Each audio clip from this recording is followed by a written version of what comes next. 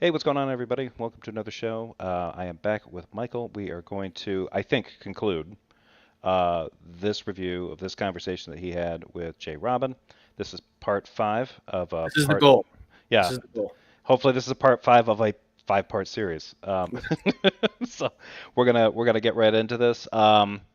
Probably I will probably play this. We're at about the 38-minute mark, give or take, and I'm gonna just start playing this. I think we're at a point where in the conversation Michael is getting ready to make a point because I kind of scrubbed through here, just a little bit. Michael is making a point about J. Robin engaging in a kind of in a little bit of dishonesty, and he's going to describe that thing, and then J. Robin's going to go on from there. And so when we left off on part four, Michael did tell us then at the end of that video that things get a lot less friendly after this. Like this is going to Yeah. be, and this sort of figures because usually in these conversations, J. Robin he'll go from being condescending to kind of snarky to just sometimes blatantly hostile. So and Stay tuned. yeah, keep an eye out for that. Hey, chat. So How are you? I'm not sure how many people you got around, but hey, chat. oh yeah, and to everybody in the chat, thanks for showing up, and apologies for us being late. Scott Duke was first, props to him. Maria, Michael Deaton, Alpha, good to see you. Shatterhouse, Sickfest, what? I think that's how you say that. Chris Hansen, God equals the square root of -1. Maya, always good to see you. Stephen M. Hawley, Mark I've Harrison. taken responsibility. It's my fault that Jefferson was late getting We on. were, yeah. I was praising him, no pun intended, for a couple of the videos that he had done and that I consumed over the weekend. So it's on me. Sorry. And I'm trying to figure out why I'll this pray for forgiveness.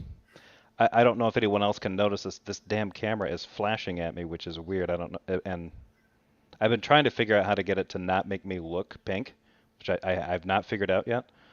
It probably has something to do with the key light that it's trying to emit, but I'm gonna stop it. So I'm gonna be this guy from, I'm just going back to Bricktop. Anyway, I've got the thing here. Let's pull this up. So yeah, we're gonna jump back into this. And same rules apply if anybody's having problems with volume or anything like that. Just give me a shout. There's not too much I can do to adjust it, unfortunately. Um, Is my audio okay? It's always all over the place. it sounds, yeah, your levels sound pretty good as far as I can tell. I'm not hearing anything out of whack. Let's see here. Go back here.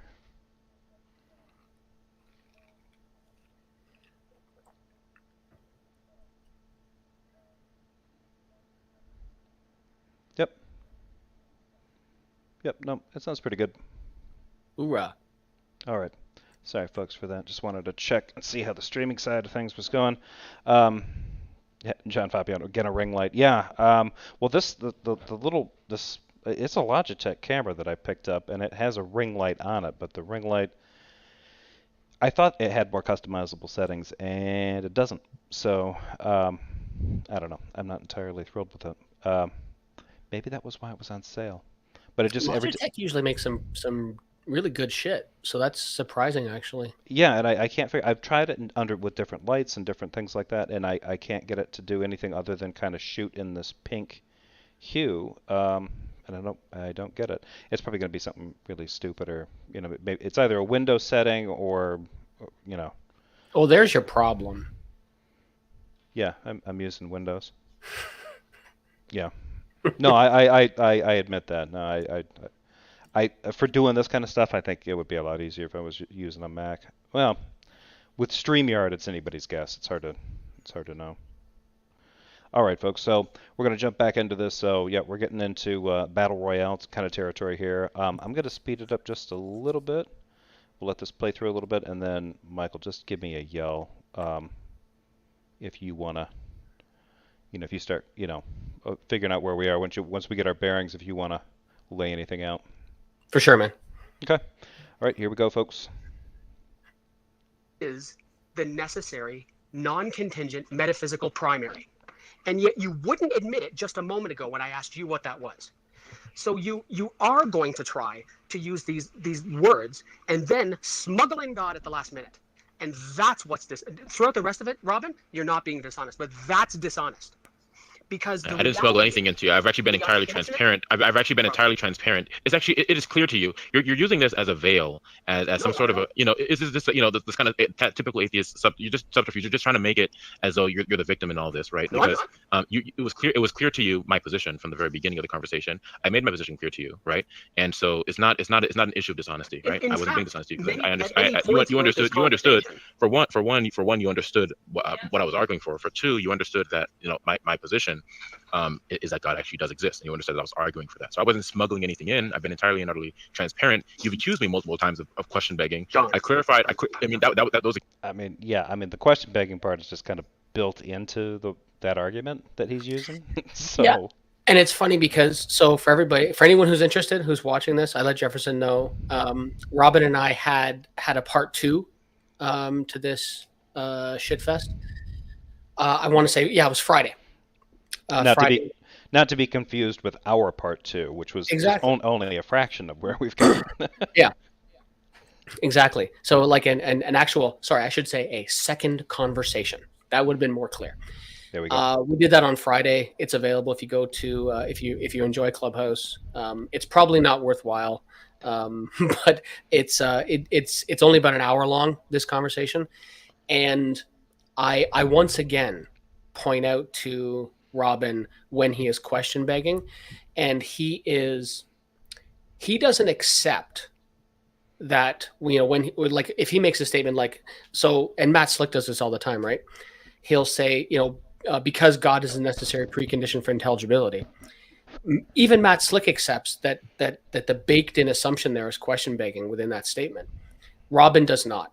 He likes to take from the SEP and look at the structured informal fallacy that it has to be an assumed conclusion within one of the premises, and he doesn't understand that what he's doing is question begging, just in a different way. Yeah. Those accusations were made out of a lack of focus on your part. Then No, when we brought clarity, then when we brought clarity and transparency to the issue, right, to clarify, then it becomes apparent that you actually didn't know what you were talking about when you accused me of question begging. Like for example, when I was talking about like for example when I was talking about knowledge and that we have knowledge, and you said that I was question begging in that statement, and then it became clear that I wasn't doing that, and so you had to abandon that No, that and objection. what did I right? say? Let's test Yeah, Christian. you. So look, I'm gonna What demonstrate that I'm gonna tell you right now. I'm gonna demonstrate that I can focus better than you can, because I remember what you said. What you did, you tried to do this. What? Why would he even bring that up? That is such a stupid thing to say out loud. I'm going to demonstrate that I can focus better than you. Oh, okay. So we're just competing about every tiny little thing that we can scrape up. Like, what the hell are you talking about? It seems to be one of the go-tos of people within this community, and there are a couple of exceptions. So on Friday, when I had the other conversation with, pardon me, with Robin, and you were there for a bit of it anyway, and Ton Locke came in towards the end of it, and it's weird how you can have conversations with some people. A lot of people, I think, maybe you feel the same way, that Ton is just this is probably not someone worth talking to, and he and I have actually had really good interaction. But it's one of the go-tos, certainly of Ding Dong and certainly of Robin, where they want to be able to, they have to be able to sling that mud and to point out how someone doesn't have the capacity to focus, right? Because it's a way to, kind of backhanded, slap in the head of how unintelligent you are. Right. Yeah, and they can make it, like, oh, you can't focus, so you're not going to be able to concentrate on this, and this is really heady stuff. And it's like, look, we're not cracking an atom here. I mean, this isn't even really your cooking class. Now, if it was something where, you were dealing with some real theory, somebody like Roger, or somebody with at least that level of training was trying to guide you through some analytical philosophy, take you through some real heavy duty theory, yeah, you'd probably have to focus. But yeah, for I mean this gets to my key complaint with a lot of this kind of stuff. These discussions are supposed to be starting out with I think, and maybe this is just me being naive because of my early Christian roots, that Christians who would engage in these kinds of conversations would be up for sharing their testimony in the hopes that the Holy Spirit would lead people to Christ. That's still coming. Stay tuned, people. Oh, okay. Well, I will stop right there then, and we will soldier on. I will not. I won't belabor that point anymore. All right, here we go. It's kind of verbal sleight of hand of saying, for the sake of moving the conversation along, I'm going to accept that. But we all know you couldn't actually instantiate. We all know that you couldn't actually instantiate that I was begging the question. Robin, That's what you said. It's on recording. I'm going to ask you to be quiet. That's what I remember, at least. Maybe my memory is faulty, but that's what I remember. Your memory's faulty in this instance. What did you say That's then? fine. What I said I said I accept I may have said the wrong thing. And Right, so you have to abandon the argument. Exactly. No, what I did is I accepted and I admitted and I accepted the fact that I may have misspoken and clarified. No, you stuck. Go ahead. Yeah. So again, just for people listening, I had pointed out that Robin was begging the question. He, of course, insists that he wasn't begging the question. And in the interest of being charitable and moving the conversation forward, for everyone who's heard this up to the conversation at this point, you're aware. But if there's anybody who hasn't heard the entirety of the conversation, what I did was, in the interest of being charitable and try to move the conversation forward, I said, fine, you're not question begging, you're assuming. Because he had sunk his hooks into that. And there was no way he was going to let the conversation move forward at that point. Because I don't think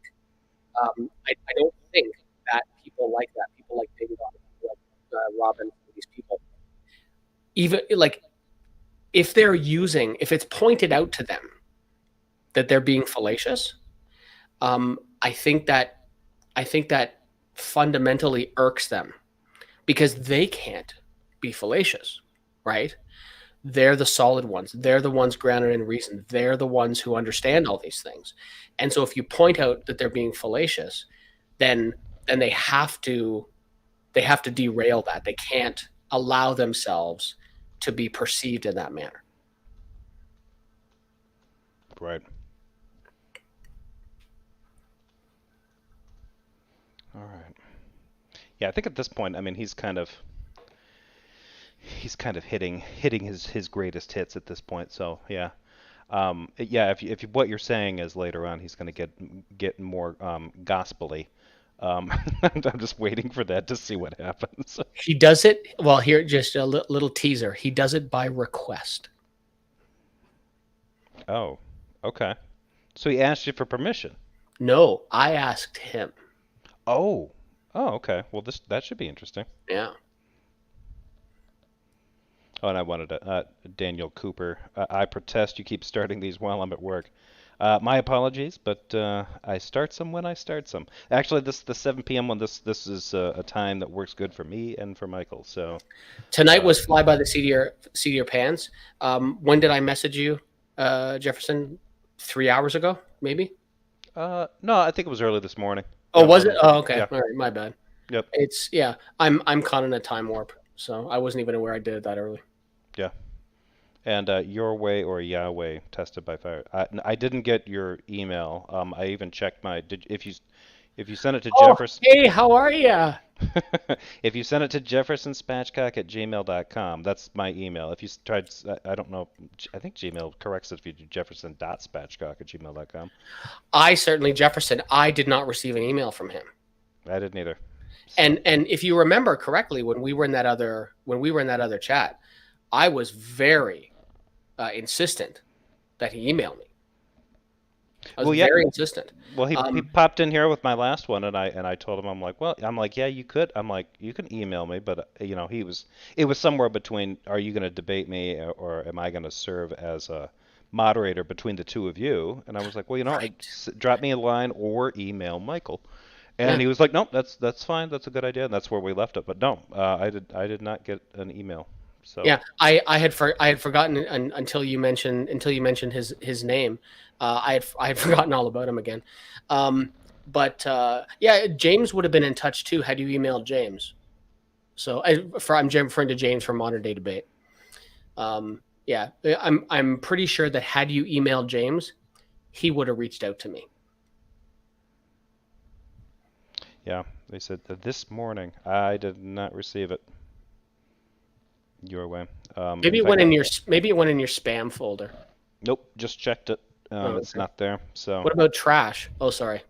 Never mind. it shouldn't be auto-directing stuff like that there, but let me see. Jefferson Spatchcock at gmail.com. That should I'm be me. checking right now as we speak, and I got nothing. Yeah. Sickfest, what's I sent one a while ago and you didn't respond. I hope you're joking, Sickfest was, because I try to respond to anybody who sends me an email. But if you did and I didn't respond, I may not have gotten it.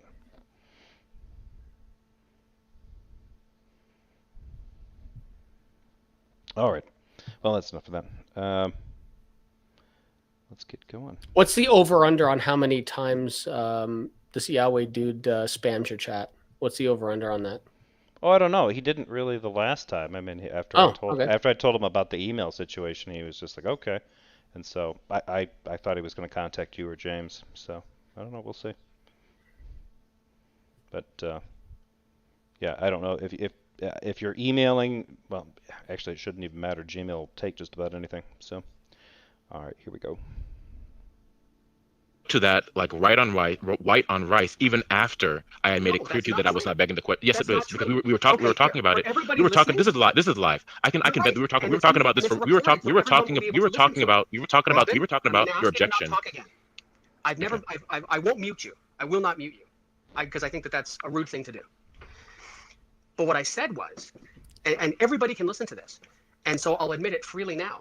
Earlier during the conversation, I accused Robin of question begging. I was in error. And what I should have said was he was making an assumption. That is what I said. There's nothing about abandoning. There's no abandonment there. That's the acceptance and admittance that I made a mistake and I clarified my position. That's honest. There's nothing veiled about any of that. And what I said to you is that you are smuggling in God. At several points during this conversation, I asked you other questions to make your worldview more clear to me, like whether or not you were presuppositionalist, what your starting position was, all of these different types of things. And when we were having this conversation, when we started talking about one specific thing, again, we talked about the metaphysical ultimate, and I agreed to that, and we agreed to the time and space thing. And the very next thing you said was God, and that was the quote unquote assumption that you made. As a presuppositional apologist, as I said before, Robin, it makes perfect sense to me. If you are starting with your conclusion, it makes perfect sense. Okay, so yeah, it seems I'm going to try to do this one more time. I mentioned why a mind is required. Okay, and I also made it clear numerous times in the past and in this very conversation what I mean when I say ultimate. Okay, we're talking about that which is metaphysically primary. Okay, the reasoning why that I gave why a mind is required, an ultimate mind, is established through a reductio ad absurdum. Okay, showing that if a mind were not to be present ultimately, that an ultimate mind, why we'd lose our foundation in things like our epistemology. Okay, and the reason why that's the case is because I'm going to give it right now. So let's assume for the moment that there is nothing metaphysically ultimate, that was a mind that could reveal things, for example, to its creation. Well, then that would mean that we'd be left with our own finite autonomous reasoning, right? No. Does that make sense to you? In your worldview, yes. Okay. Not in mine. No. Listen. Robin, in my worldview, I don't need an ultimate metaphysical mind. Okay, that's not. I didn't say we needed one. I said that it would follow necessarily. You believe that if listen. In this kind of discussion, we're talking about that there are two categories of things. There are the metaphysical reality, that which is ultimate, and then there are the contingent things that depend upon the actuality of this metaphysical reality and that have come into being, right? Those are the two categories of things, right? We have the metaphysical and the non metaphysically ultimate, right? That's a true dichotomy. Okay, and now in the world that we're talking about, where there is a being that is revelatory, right? The knowledge would be grounded in the revelation of this ultimate thing, right? It wouldn't be, but this is something that I always get kind of weirded out about, because the idea is like, well, what we have here is we have your knowledge is grounded by the revelation from this being. Like, no, I would accept it if they're trying to say all contingent things are grounded by the existence of some metaphysically or ontologically ultimate, right, ultimate being. That sort of tracks, right? Because then it's just everything comes from something, and we think we know what that something is, and that something's God. But the idea that what you know about it or think you know about it being revealed to you by that God somehow grounds not only what you know, but the things that you know is that to me just it does not track, and it doesn't even seem to make sense even in a theological sense, because you have a reality that is, from a Christian worldview, you have a reality that's entirely the creation of this being, but you can get things wrong, right? Obviously, that we can get things wrong from that revelation. Oh, You but know, Christians can't. but that's where things get a little goofed up, because if that revelation is if that revelation is it seems like they shift the characteristics of what it is. If that being has the ability to reveal itself to us in a way that we don't have any reason to doubt, there shouldn't be anybody doing anything to disobey that thing, right? Like, everybody should kind of be terrified of that being. But they then go back to Romans 1 and say, oh, well, the reason that you don't accept it is because you want to deny it in your unrighteousness. That doesn't we love our sin, Jefferson. That's what it is. Yeah, and it's like, look, if all of this boils down to just my psychological motivations, we could have started with that when you asked me why I'm an atheist. But you didn't accept my psychological motivations. You didn't accept the fact that I'm disinclined to believe these claims. You think that that's a lie. So then when you're asking me to, like, when he's turning around and like, well, I need you to give me a rational justification for it. Okay. And then he doesn't like any kind of rational reasons why you don't like it. Then he chalks it up to your psychological state. It's just not one that you have. It's not even one that you even, you like, he has to assume that he knows your mind better than you do. Well, yeah, exactly. And this is something they'll say a lot. The assumption that they have access to our private mental states, right? Look, the reality is, right? And the reason is because a dumb book, and it is dumb. The Bible is stupid, people. There are too many things that are just outright wrong, can be shown to be wrong. No one should take the Bible seriously. It has some historical significance, I grant that, but the supernatural stuff we know is just completely fucking made up. It never fucking happened. Put on your big boy pants and get on with life. This idea that they have access to our mental states because some dumbass book says that I'm suppressing the truth of my unrighteousness, and they add to that you love your sin, is just ridiculous. Like, it's just ridiculous. And when they start talking about knowledge, I'm reminded of something. He's not perfect, but I consider him a friend, and I like him. Aaron Ra. One of the things that he says in his book, and he says this in multiple discussions and debates that he's done, he will say, and it may sound like a bit of a catchphrase, but I have found it to be true, and that is, knowledge is demonstrable with measurable accuracy. And then he adds to that, if you can't show it, you don't know it. And a Christian's capacity to show what it is that they know without the circularity of the Bible is non-existent. Yeah. Yeah, and I think this kind of torturous precept route where it's essentially saying, like, well, just in the same way that you presuppose the reliability of your senses or subjective experiences, that's the same thing that we do for God. And it's like, you cannot do that for God.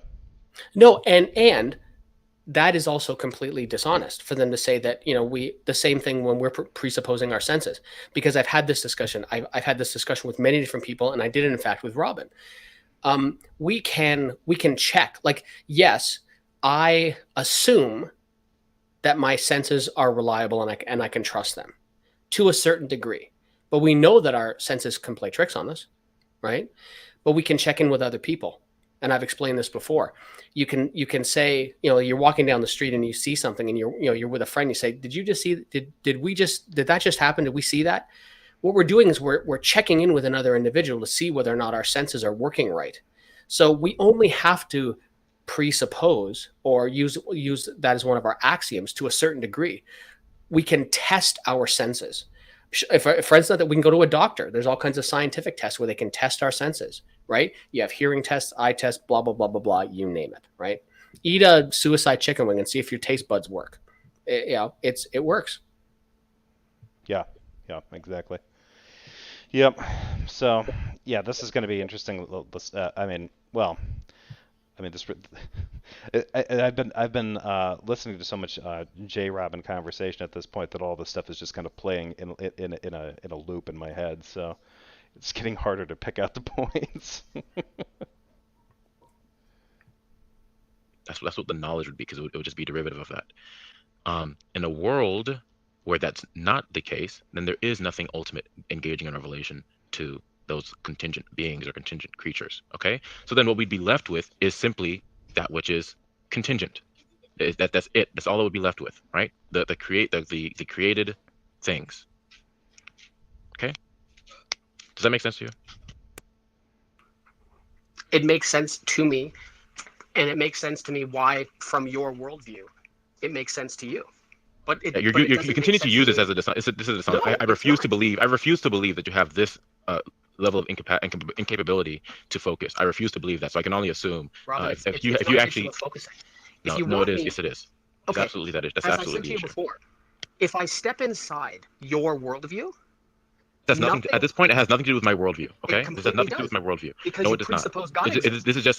This is just pure logic. Okay. Do you presuppose? That's all it is. Not exactly. I mean, there's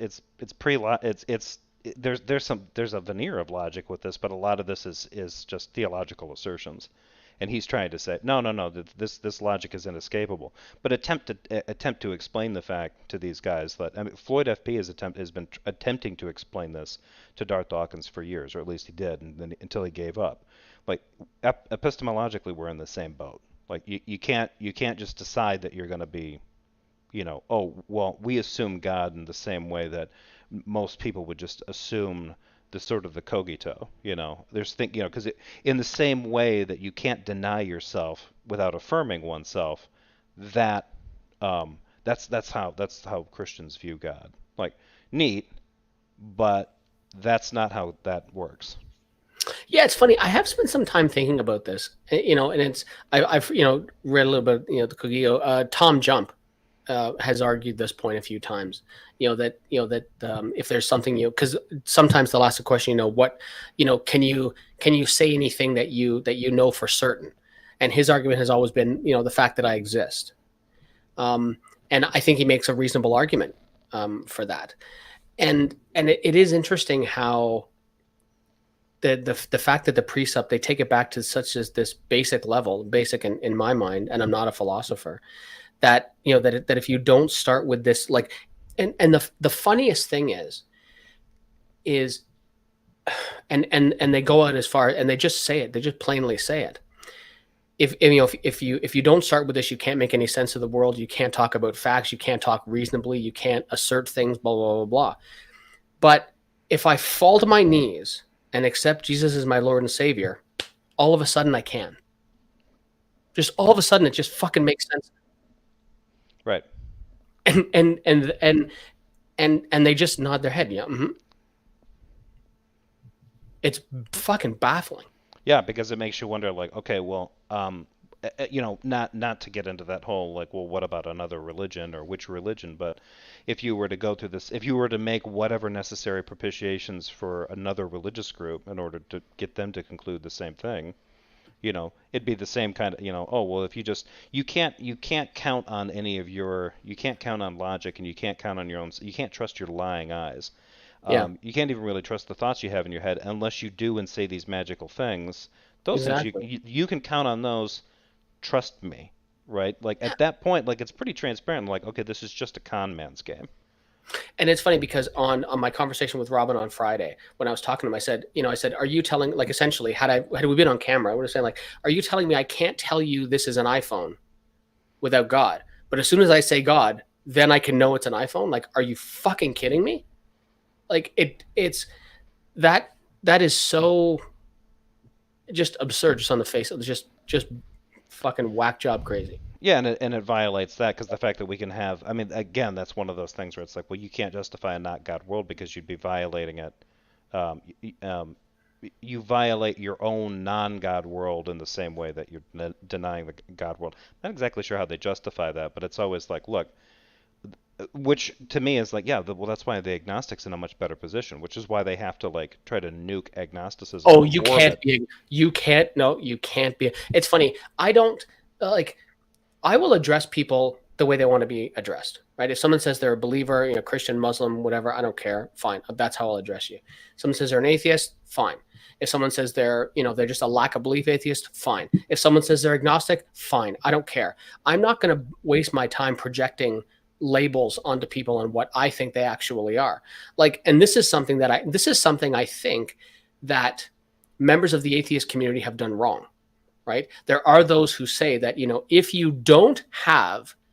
do not hold a belief that a God exists, you are an atheist. And to that I say no.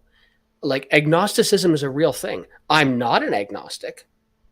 Well, I mean, maybe I'm agnostic about some of the gods that have been proposed, but generally speaking, I'm an atheist and I take the positive stance. But if you want to call yourself an agnostic, fucking fill your boots. It makes no difference to me. Who cares? But no, but Ding Dong and Robin, you can't be an agnostic. No, they can't fight atheists and agnostics. That's why they have to call them atheists, and then they can put them all in the same barrel and fight us all at once. Right. Yeah, Perk. Has Didi or JRobin ever explained what they mean by invoke facts? I don't know that JRobin has ever gotten into the weeds on it, but I think for Darth Dawkins has clumsily attempted to say, like, there's a difference between if you make a claim about, like, say, a fictional story or something like that. That's obviously not a fact. But if you are speaking a sentence or writing it down and it's verifiable as to a description about actual states of affairs in the world, in the philosophical way of speaking. If you say something like, the Eiffel Tower is in Paris, France, in order for that fact to be a fact, you have to understand that all facts are grounded by their God. Yeah, That's what I mean by invoke. And to that question, to Perk's question, I very specifically asked Robin that in my conversation with him on Friday. He was talking about invoking facts. And I said to him, "What do you mean by invoke?" And I was told that I was being dishonest, that was not an honest question. Because I should know. Because I should know better. And I said, I know what invoke means. And I think I said, for example, I know what it means to invoke the word of God. I said, but I'm asking you what you mean. And this goes directly to something Tom Rabbit has said about Robin, and that is he is allergic to clarification. Yeah. And the idea of and that's interesting that you said, like, invoking the word of God. I think that really is what they are actually trying to draw a connection to that, because if one is invoking a fact, you are tapping into the factness that is supplied by God. Yeah. There's a quality of the divine in there. Otherwise, it's useless, chaotic nonsense, right? Like, I mean, which doesn't hold, because that useless, chaotic nonsense stuff isn't possible. That's not possible. So that when they try to say, like, well, this would, that would be that's the entailment if our God doesn't exist. Like, no, it would be nothing. Not chaos. Yeah. It would be nothing.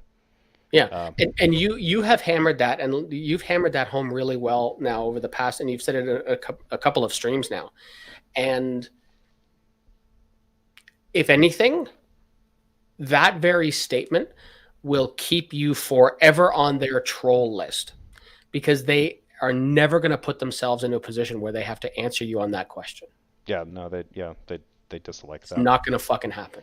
I like this from John Papiano. Lately, I've started using a new tactic on JRobin. I keep complimenting him on how much better he is than Didi. Better arguments, younger, better looking, etc. I'm hoping to cause division. I think the division is there. I just don't think it's acknowledged.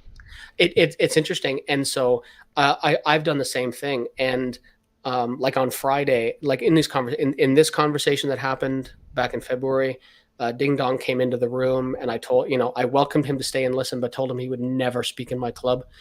And when I had a conversation with Ton Locke last week, I did the same thing. I welcomed him in and told him he'd never speak there. When he watches this video, because of course he will, Jefferson, he knows he'll never speak in my club. And when he came back on Friday, and he was in there for a while, and this is one of the things that nails down Jefferson, before we went live, our official diagnosis that Ding Dong is like so clearly narcissistic, it isn't even funny, because when he can't be the center of attention, he fucks off and goes somewhere else. But I made the point, and it was important, because I know he went back, and if he didn't watch the whole thing live, he watched it later. Thanks for the view, or the listen, Darth, or Ding Dong, I should say, because I'm sure that it just eats at the fabric of his being to know that there are people that would prefer to speak to Robin or Ton or Matt Yester or Enlightened One over him. Because who the fuck are these other people? Why don't they want to talk to me? Right. I'm Ding Dong, don't you know? King Ding. Or King Ding. Yeah. Yeah. All right, here we go. Sorry, I would assume, because I asked you earlier if you accepted. Sorry, I missed what you just said because I had another alarm go off. Do you presuppose that, like in your worldview, you presuppose God exists? Yes. My worldview does hold that God exists, yes, and that God is ultimate. And you presuppose that, yes? You're a presuppositional apologist. That's what you said. Yeah. Right. So, Robin, if I step inside your worldview, everything you said makes sense. Metaphysically, it's not about stepping. I didn't make any claim. I didn't make any. Listen. The argument I gave to you has nothing to do with my worldview specifically. The worldview has. It does have. It has nothing to do specifically. If I don't start with your presupposition, Robin, then I don't. If I don't start from your same presupposition, then I don't stop at your same conclusion. This is getting very tiresome. Honestly, this is getting very tiresome. Okay, I'm getting fatigued by doing this. Okay. You need to go. Like, I'm not chained. You're not chained here. Oh, he's getting fatigued. You fatigued him, Michael. Yeah. Do what you want. He's having to chase me around. Yeah. Yeah. If I step inside your worldview, everything you said makes sense. Everything you said metaphysically makes sense. All of those things, they all make sense from your worldview. But I don't share your worldview. I don't share your presupposition that this God exists. You don't have to. You don't have to. You don't have to. You don't have to. You don't have to. Yeah, you don't have to if you accept the art. So what you'd have to be telling me is that what I'm telling you, it doesn't follow. The conclusions that I'm drawing simply don't follow from the premises, which you haven't done. You haven't done that. So doing this whole telling me it's about my worldview, et cetera, is irrelevant. Okay, you're using that as some sort of a tactic, as a weapon. But I'm seeing right through it. It's a red herring. Okay, it's a red herring. It's not. It has nothing to do. It would be awesome if at one point, and for many of these guys, if they could accept answers like "I don't know," "I've never thought about that," or "I'm not convinced," as legitimate, honest responses and not tactics. Because I always feel like they do this for two reasons. One, if they constantly say everything that you're doing in a conversation is a tactic, then when you do get honest with them, they can gaslight that and say that that's just weak sauce. They don't have to actually take it seriously. And then, it looks like you're just your arms aren't, we're still in the boxing match, but you can't throw a punch anymore. And it's like, no, I'm literally telling you, like, I understand what you're doing. I understand the points of the argument that you're laying out. I still am not inclined to think that your God is actually real. And they're just like, oh, well, and then try to like attach that to a fallacy. Oh, so just because you think that's the case, it means he's not actually there. Like, you are conflating my position, my belief, and my level of confidence with an actual demonstrable thing, right? Like, that's not in evidence yet. Yeah, that's the thing that's always like, well, we've shown that this medicine actually works for these types of conditions, and you say that you're not convinced about it. I'm like, well, okay, well, that's when you can be like, well, you don't have to be convinced. We can actually show you the receipts. Robin is treating the God of the Bible like that. Like, oh, it doesn't matter. It doesn't matter that you don't happen to be convinced of it. Like, well, I'm telling you that it's real and that it works this way. Like, Yeah, Yeah. it doesn't though, because I can go talk to other Christians who will tell me that it does not, in fact, work the way that you're describing. Yeah. And it But didn't start the way that you started. the problem is, Jefferson, is what you said just a moment ago. He hasn't even gotten there yet. Right? You said the God of the Bible. Robin Yeah, is true. is still dancing around in Vaguetown, USA. Yeah, that's true. It's still just an ultimate conscious mind, and if there are Christians like Yahweh, whatever the rest of your YouTube name is, please don't ever be that dishonest. Okay. And to any Christian who's watching this, if you are a Christian, your Bible calls you, 1 Peter 3:15, to be prepared to give a witness for the faith that lies within you, and to do so with gentleness and respect. And if you can't do that, fuck off. Honestly. Like, have the courage of I have the courage enough to say your God doesn't exist, and I can back that shit up. Have the courage to argue for the God you actually think is real, or fuck off. Mm-hmm. Nothing to do with Robin, it. I'm going to explain this to you again. I'm going to explain this to you again. I'm not using any tactics. I'm just talking to you, man. Like, I'm not using any tactics. There are no tactics here. I'm just having a conversation. I don't have. I'm going to try to break this down. I'm going to try to break this down. I'm going to try to break this down. The problem so is simply that your deception and your dishonesty. Just before you do, and then if you want, you can. Okay, if somebody like you, sorry to pause it again, but if somebody like you is like, look, I'm not using a tactic. I'm telling you my honest opinion, and he's like, I got to break this down so that I can get to you through your tactics and your dishonesty. Like, dude, you want it to be dishonesty and you want it to be tactics. Like this is some really, really just cringeworthy projection level stuff. Like, there's a difference between going into a structured formal thing, right? Or actually doing what they do, which is like, there's a reason why. There's a real reason why these guys aren't on camera, right? Right. And because they're flipping through a fucking script, right? And they may not be necessarily flipping through papers, right? Maybe they have a couple of screens and they have screenshots open, or they've got a bunch of notes set up. If this person says this, then say this. It's like a fucking choose your own adventure book, right? If the person answers A, turn to page 14. If B, turn to page 63, and they've got their answers already lined up. So when someone says, "I'm not using tactics, I'm just having a conversation," they're like Schwarzenegger in Terminator 2, where it doesn't fucking compute and they have to reset. They have to shut down and reset everything, because that doesn't make any fucking sense. What do you mean you're not using tactics? What do you mean you're not being dishonest like I am? I don't understand that. Right. Yeah, no, and that's a good point. Let's see, AJ had written I think Michael may have been reading my shameless self-promotion. Rules for engaging with precepts: defend your actual position, or GTFO. I didn't, but I like that. What was the other one? What was the other one that you flipped up for a second? A beavers, or can you have it? Someone poking fun at Canadians. Canadian atheists, are they the ones that say the moose is God and the beavers are Jesus? Yeah, pretty much. Yeah, pretty much. And maple syrup is the anointing oil. Yeah. Yeah. Oh, it's not the blood of Christ? No. Just maple the anointing. syrup. Because you can. So it's what actually Frank's Red Hot is, right? You can put that shit on everything. Okay. Yep. There's a reason I'm fat, man. A lot of maple fucking syrup. Yeah, maple syrup's good. Yeah. Especially the shit we have here. I get some of your stuff. I'm telling you, man. Yeah. The stuff, if you get a chance, I have some private reserve from northern Quebec, and that shit is special. Nice. When you come up here and I was serious, man. Right down the fucking hall, I got a spare room. You're welcome to stay.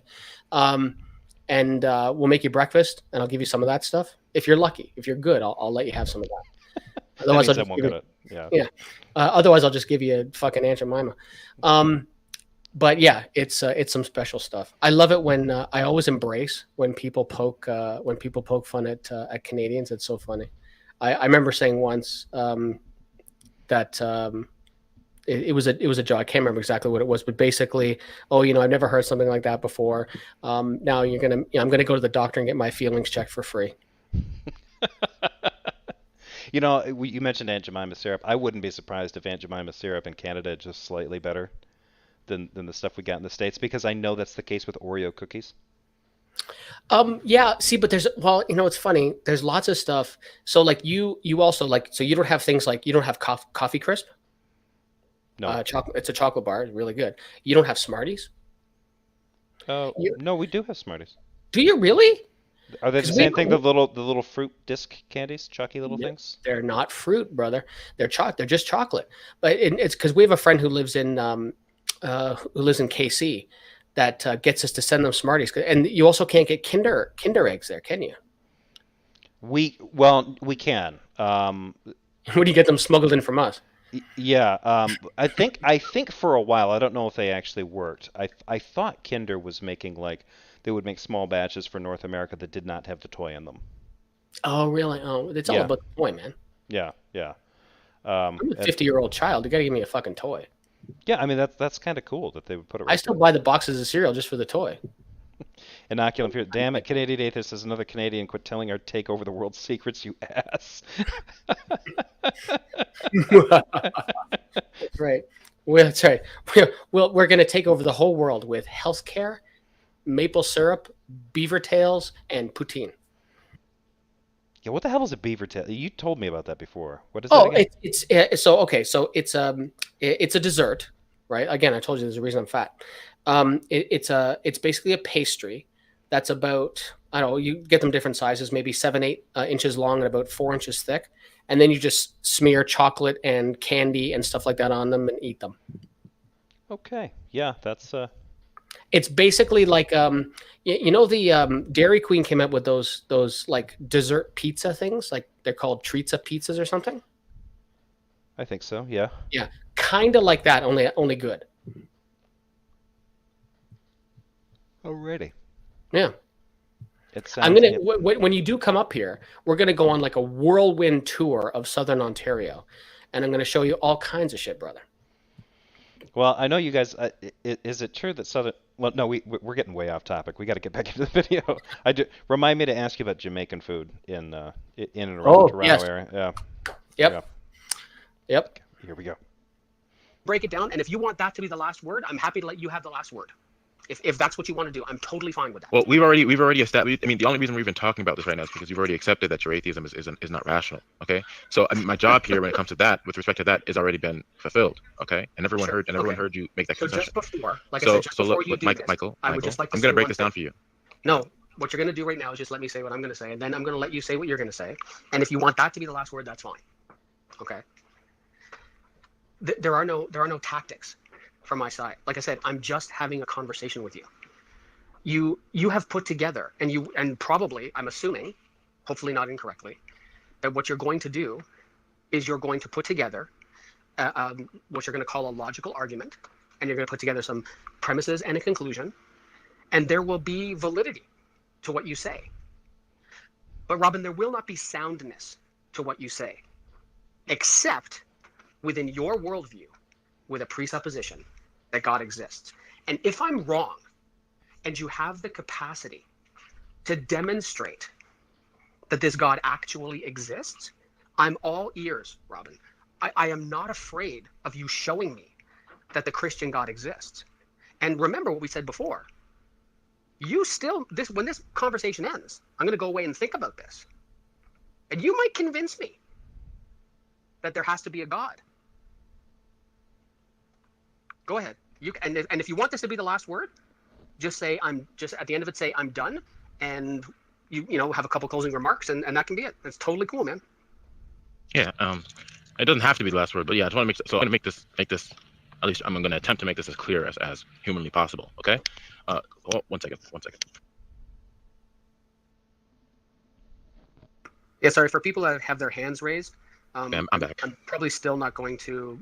Well, we'll see what happens when this is all over. But I certainly wouldn't bring anyone up unless there was agreement from both sides that it was somebody that we wanted to have on stage. But anyway, Robin, please go. Yeah. So the first thing we have to establish is that there's an issue of mind with relation to that which is ultimate. Okay, that's the first issue. So there's either what is ultimate. You accepted that there is something metaphysically primary already. Either what that is a mind, or it's not a mind. Is that a true dichotomy? Yeah, it's either a mind or it's not. Sure, cool. Good. Okay. Um, and okay, so it's either a mind or it's not a mind. Now, in the world where it is a mind, I'm sorry, in a world where it's not a mind, knowledge would be grounded in strictly in the creation itself, or the contingencies. It wouldn't be grounded upon the revelation of that which is ultimate, right? What? In that world, sure. In the world where that which is fundamental is not a mind, it would be grounded therefore then in the first person experiences of the creatures, or really it would just be grounded in the creatures itself. There would be no tying anything to that which is ultimate. The knowledge would then have to be. What on earth is he fucking talking about? That is this is the clear version. This is the clear version.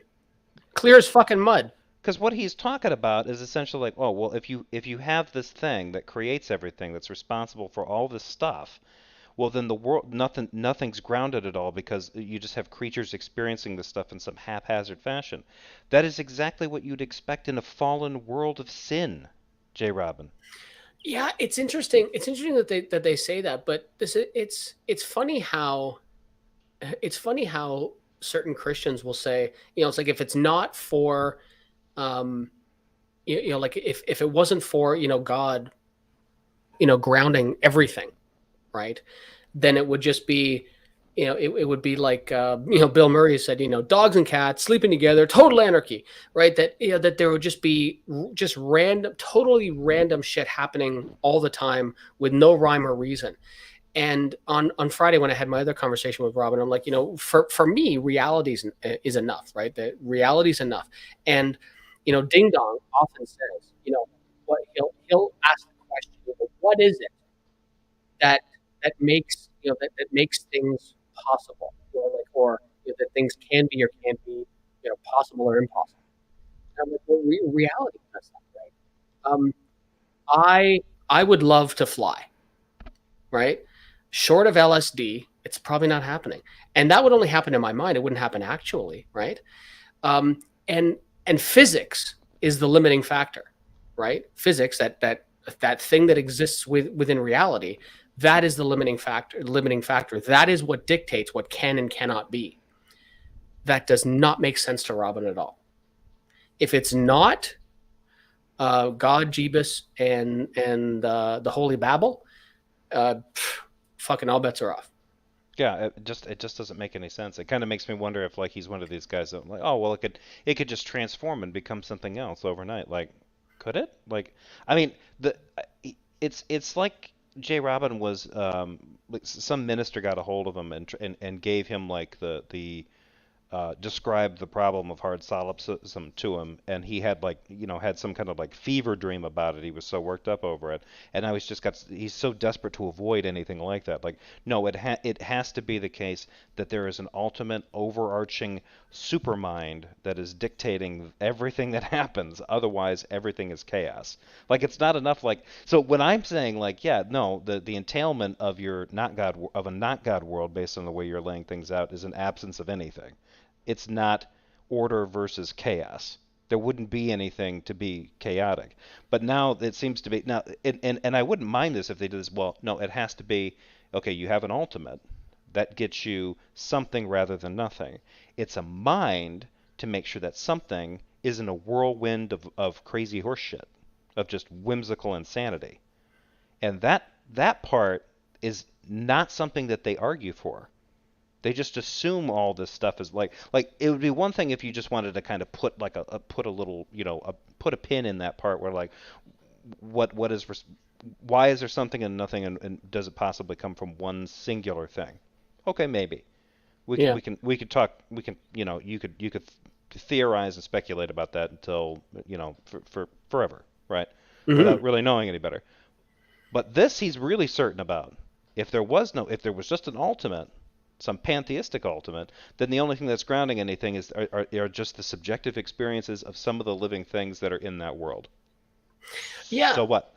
And Yeah. and what's funny is, and this goes back to something you said before, 'cause I've been asked this before, right? And there's been lots. I mean, people have Christians ask this question of people all the time. Why is there something rather than nothing? And to that, my answer is always, I have no fucking idea. Like, I don't know. And you mentioned before, like, why are Christians and seemingly people like Robin and Ding Dong and people like that, why are they so deathly allergic to I don't know? When we don't actually know, it's the only honest thing you can actually say. Or you just fucking make shit up. Yeah. Exactly. I'm not okay with I don't know. Therefore, Yeah. We'll speculate something instead. exactly. Yeah. It's, you can completely flip that on JRobin by introducing him to Rocco's Basilisk. I've never actually seen that. I know that it's a thought experiment. I don't think I've ever read it. I've never heard of that. I know what a basilisk is, but that's. Yeah, I'm gonna have to look into that one. That one, from what I understand, it's not fun, but yeah, I'll give it a check. I'll check that out. All right, here we go. Be attributed to not that it is actually substantiated, but it would have the only thing it could be attributed to would be the creatures themselves, not to the revelation of God. See that, and that's it. You've put it in an interesting way this time. You've worded it slightly differently than you have previously. I'm not sure. So, in a world where there isn't a mind, right? That's metaphysically ultimate. I'm not sure that the grounding would be only in the minds of whatever happens to exist within that reality. I'm not sure that that's necessarily the case, because in a world where there isn't a mind, there may still be an ultimate, but we don't know what that is. That's not the issue. The issue is whether or not you can actually have a. Okay, so this is, I don't think you fully understood or fully heard what I said. What I said is that in this world, where what is fundamental is not a mind, the only thing you could attribute knowledge to, because that which is ultimate is not revealing anything, right? If the ultimate was revealing things, then yes, the knowledge would be attributable to that which is ultimate. But because there's a dichotomy of ultimacy when it comes to ontologically, there's a dichotomy of either the thing that ontologically exists is ultimate, or it's not ultimate. It is subordinate to that which is ultimate by definition by virtue of what ultimacy means, in that all things. He's still assuming that there has to be an ultimate. This is just, it's torture listening to this kid do this shit. Like, you haven't actually established that there's anything ultimate. It is possible that there isn't an ultimate. You're like, no, whatever this is, if you have that thing and it doesn't have those qualities, then it's just subordinate to whatever's ultimate. Like, has it ever occurred to you to actually entertain the idea that there might not be anything ultimate? Like, well, then it'd just be chaos. No, it wouldn't. Like that. That would just be what is. Right. It just doesn't. That doesn't follow. Like what? Like, well, if there's not this, then all this stuff would just be crazy. Like, okay, how did you get that? You're completely speculating about this foundational thing, and yet you know that things would be worse if it definitely weren't the case. How on earth do you know that? That's a theological claim. Well, without God, everything would be a nightmare. Like, no. Like, without a God, there would be an absence of anything. If you're taking the Christian worldview, you can't not have God in that worldview. That's the whole point. Yeah, and it's funny, and when I've posed this question to believers, some of them have just said that's just the most ridiculous thing that they've ever heard. And what I've asked them is, why? So we know reality exists, right? We're pretty sure about that. Why can't that be the ultimate? And that is like, and I've said to people, like, it's not particularly satisfying, right? I'd like to know more, right? Where everything came from. I'd like to, like, it would be cool to know that stuff. But even if there is something more than that, we may not have access to it. And it may not be the case. Reality, what is, right? Like Carl Sagan says, the cosmos is, all there is, all there was, and all there ever will be. Maybe that's it. Yeah. Break it down to the lowest common denominator. Maybe that's it. And for the Christian, nuh-uh. Yeah. Michael Deaton wrote, they can't consider that there isn't an ultimate because it's about having an authoritarian daddy making the universe work. They need Atlas to hold up the Earth to feel safe. Yeah, I mean, I think there's something to that in terms of like what's motivating them psychologically towards this kind of belief. But at the same time, I think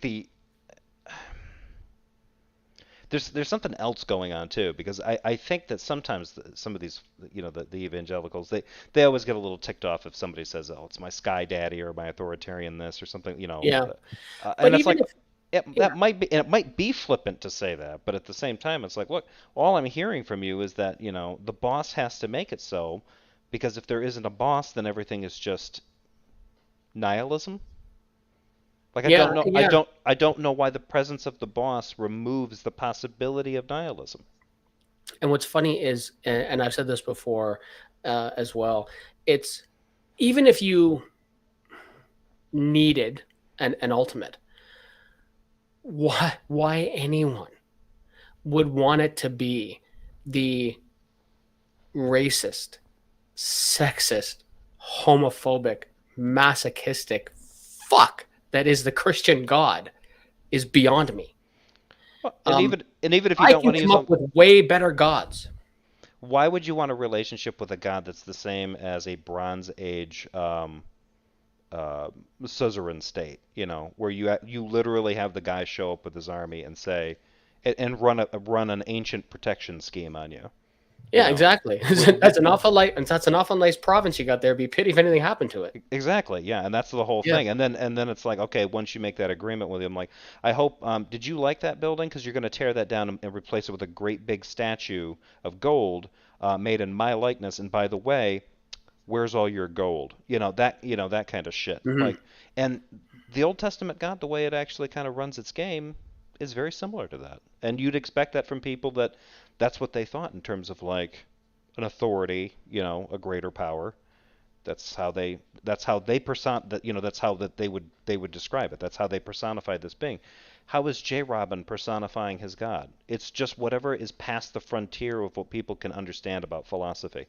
Yeah, because they don't want to get into the minutia of what it means to be the Christian God, right? The Christian God who in the Old Testament, like favored the sweet aroma of animal sacrifice, right? The Bible says that, offered up a burnt offering for a sweet aroma to the Lord, right? Like there's too much in like so from one sense you can say, well, yeah, let's just keep it this ultimate mind. They don't have to deal with all that other shit. Then I don't have to deal with Leviticus 26 that tells me to kill gay people.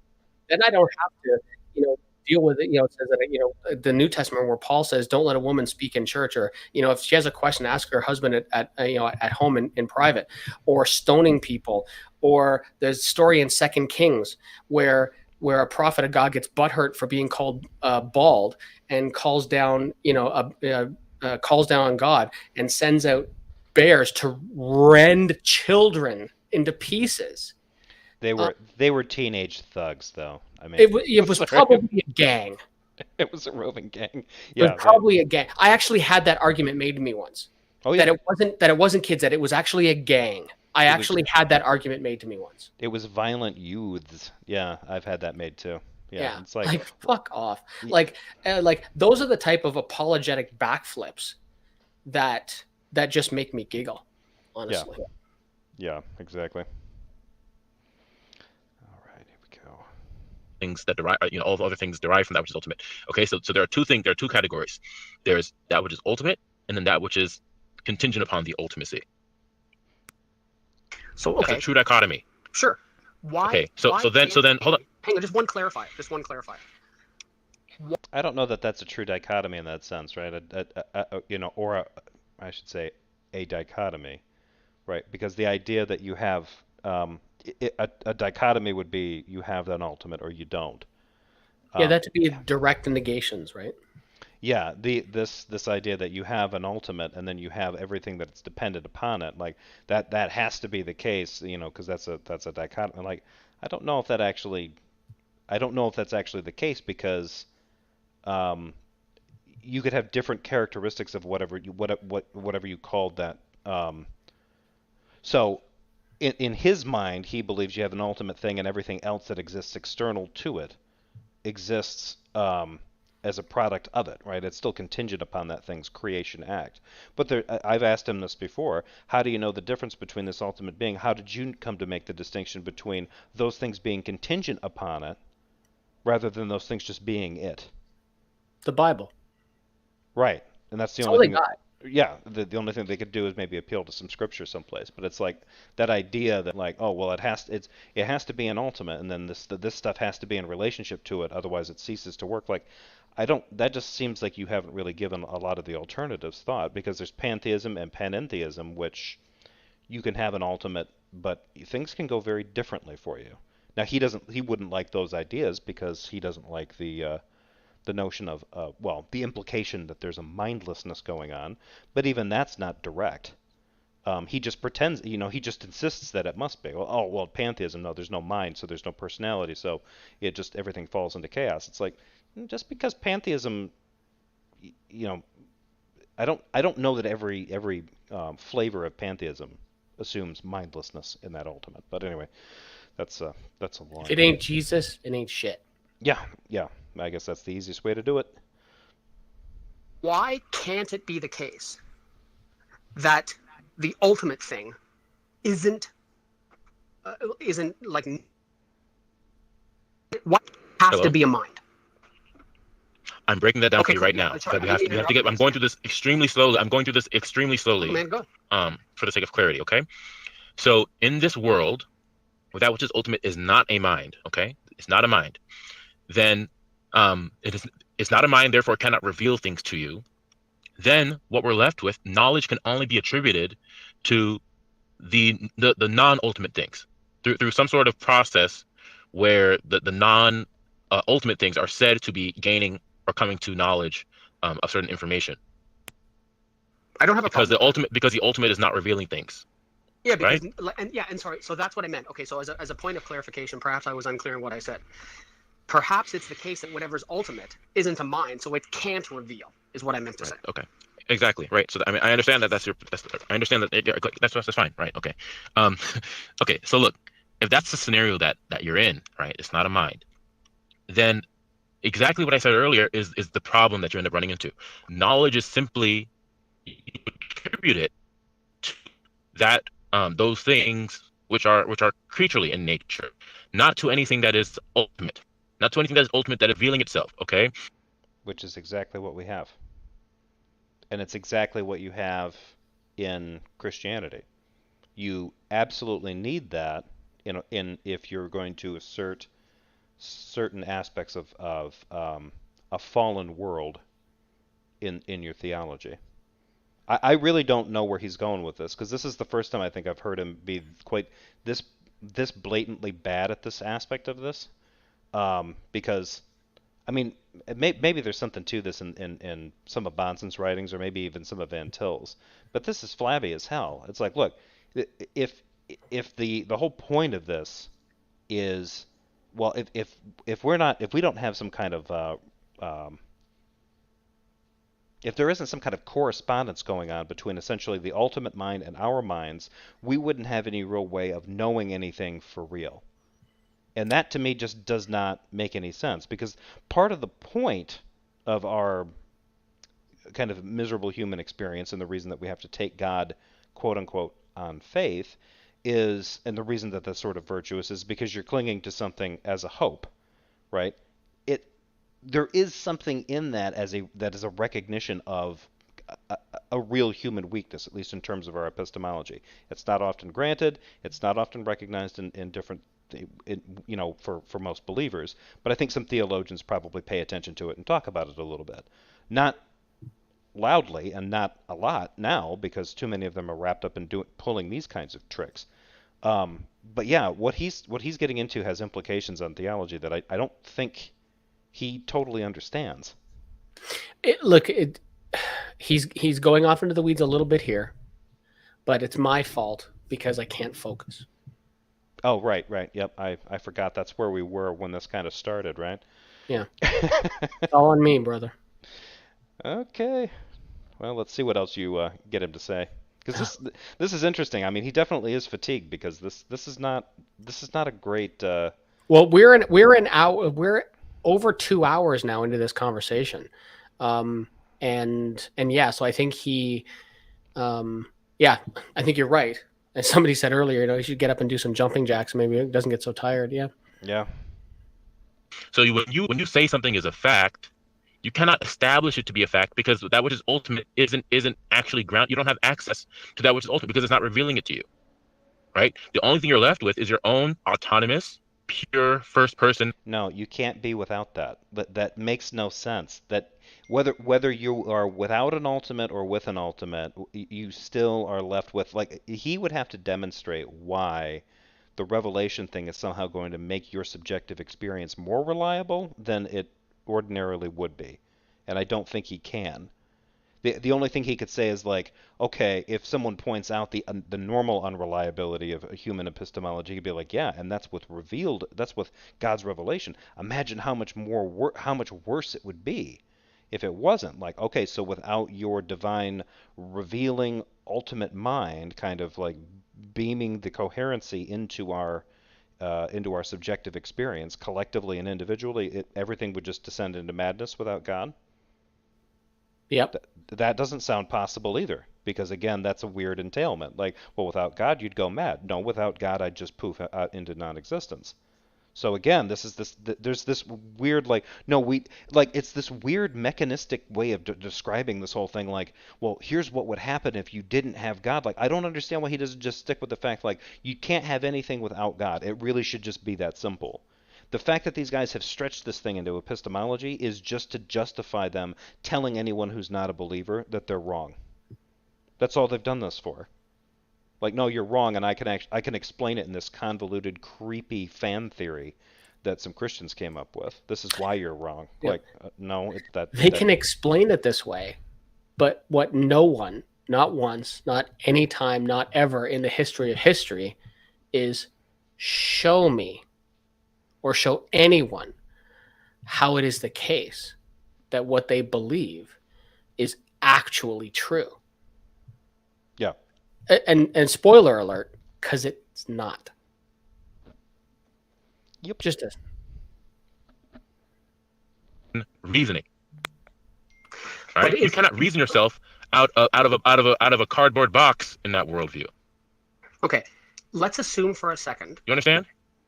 I understand your perspective. Now let me offer you a counter to that. Let's assume for a second that whatever is ultimate is not a mind. Okay? And because it's not a mind, it doesn't reveal anything. Okay?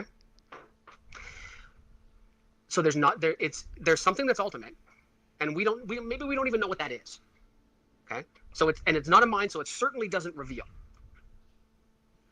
Why can't we know things? And because knowledge even if we can know things, like whether or not there's an apple on the counter, like we talked about before, or something like that, right? Even if we can know things, if we can't know what is ultimate because it's not a mind and it doesn't reveal to us, what's wrong with that? Okay, I'll tell you what's wrong with it. Because when you're talking about this world that we're hypothetically assuming, you're left with, I'm trying to figure out a way to put this that's as clear as it can be. You're in this world as a creature that does not have access to the nature of facts, to the nature of truth. I'll put it this way: ontology and epistemology. So you're incapable of doing any of the things that we understand in terms of like being able to investigate the world around you. Your sensory perceptions, those don't work. Like I could get this if he was trying to say there would be a difference between what he was confident about and what he thinks he'd have to doubt. But now he seems to be explaining in like a very mechanical version that your worldview wouldn't work because it's not his worldview. That's all I'm hearing. Well, and that's all it is. Like, it's not any more complicated than that. Yeah. Like, it's like I said before. I don't know. My phone is a phone. That this is a mic. We're on a computer. I don't know. But as soon as I accept Jesus, it's crystal fucking clear, and it all magically makes sense. It just like that, just like that. Yeah, yeah. I mean, it really doesn't, because I mean, as soon as he's saying this, that's all he's like. The fact that he was talking about your hypothetical world and then jumps right into like, well, you know, you can't, you know, none of the creatures in your world would be able to rely on their senses. Yeah, and the funny thing is, newsflash, Robin, if you watch this, that's the world you live in too, because your God isn't real. And we can't rely on our senses. In fact, we're not supposed to. One of the things I seem to recall somebody telling me a few years ago, who was a Christian, we can't rely on our senses because our senses aren't reliable, and that's why we need God and Well, yeah. faith and prayer. Well, yeah, it's funny. Well, the Bible does say. Well, I mean, it's weird. It's let Christians deal with the contradiction, because one I forget the verse now, but the Bible, you know, it says, "Let us come reason together," is one verse. But there's another verse that says, "Do not lean on your own understanding." So that's weird. But yeah, they never specify why you can't have access because you're a creature. This is like the claim that you can only know anything if you know everything. Yeah, it's barmy. Yeah. Thank you, Alex. Yeah, and yeah, co-opted by Saitem Bruggencay and others. And your way is writing back to Michael Deaton. I have and will continue to demonstrate. No, I'm not going to read all that because it's weird. Should be debating soon on this channel if they don't back out. There's nothing to back. There's nothing to back into. I still am not getting any emails from you. Yeah. Your way. So, yeah. You haven't you haven't sent an email. I'm looking again. Nothing's come through. I know that I'm captivating to look at, but just take 45 seconds and shoot me an email, brother. It's not that difficult. And I've said this before. If you have the capacity to demonstrate this God is true, buckle up, brother, because you're going to be rich and famous, and it's going to snap your head back. It's going to happen so fast because you will have done what no one in the history of history has ever been able to do. Well, so he can do it by demonstrating the 7-day cycle. He's even blown away rabbis with this. Yeah, I've heard arguments very similar to this before. It's less than great. So, all right, let's get back to one lol's cow at a time. Back to JRobin. Etymology go hand in hand with each other, right? You need to have both. You need to have, at least in order to operate intelligibly in the world, you need to have both an ontology that you're referencing to, and an epistemological framework. Okay. Now, the epistemological framework, whatever form it takes in this world where that which is ultimate is not a mind, whatever framework that you want to adopt is going to have to reference nothing more than these proximate purported facts that you're appealing to. The problem with that, and you already accepted this, okay? Now you don't see it as a problem. I'm going to explain to you why it is a problem, okay? Because then you're not actually appealing. You're appealing to these things you claim to be facts, but you don't actually have access to the nature of what it means for those things to be facts. Period. So your invocation of them as facts is going to be rendered meaningless. You're in the same scenario as someone. I made this clear earlier. If we take it like, for example, you knowing what you're talking about. I said that if I say that the apple is on the counter, Lord, and you ask me what do all of those things mean, and I say I don't know, do I know what I'm talking about? And you said no, you wouldn't, right? And that's by virtue of what it means for you to have knowledge of what you're talking about and speak intelligibly. Then yes, you would not be speaking intelligibly or meaningfully about the world. Okay. Now the same is the case when it comes to the scenario where that which is ultimate is not a mind, because you already accepted that the only thing you can appeal to is your now in your case, because we're all humans, we're not omniscient, so really it's just our own first person experiences that we can appeal to. Our first person experiences, as I made clear earlier, are not one, it's not ultimate, and two, the ability to reason is going to be contingent upon the access to that which is true. Right, the access to that which is true, and the access to that which is the nature of truth. If you're reasoning your way, if you're trying to reason autonomously in that regard, where you're not actually deriving from that which is ultimate, then you don't have a basis to say what is true, because it's not revealing itself to you. You don't have a basis for it. Uh-huh.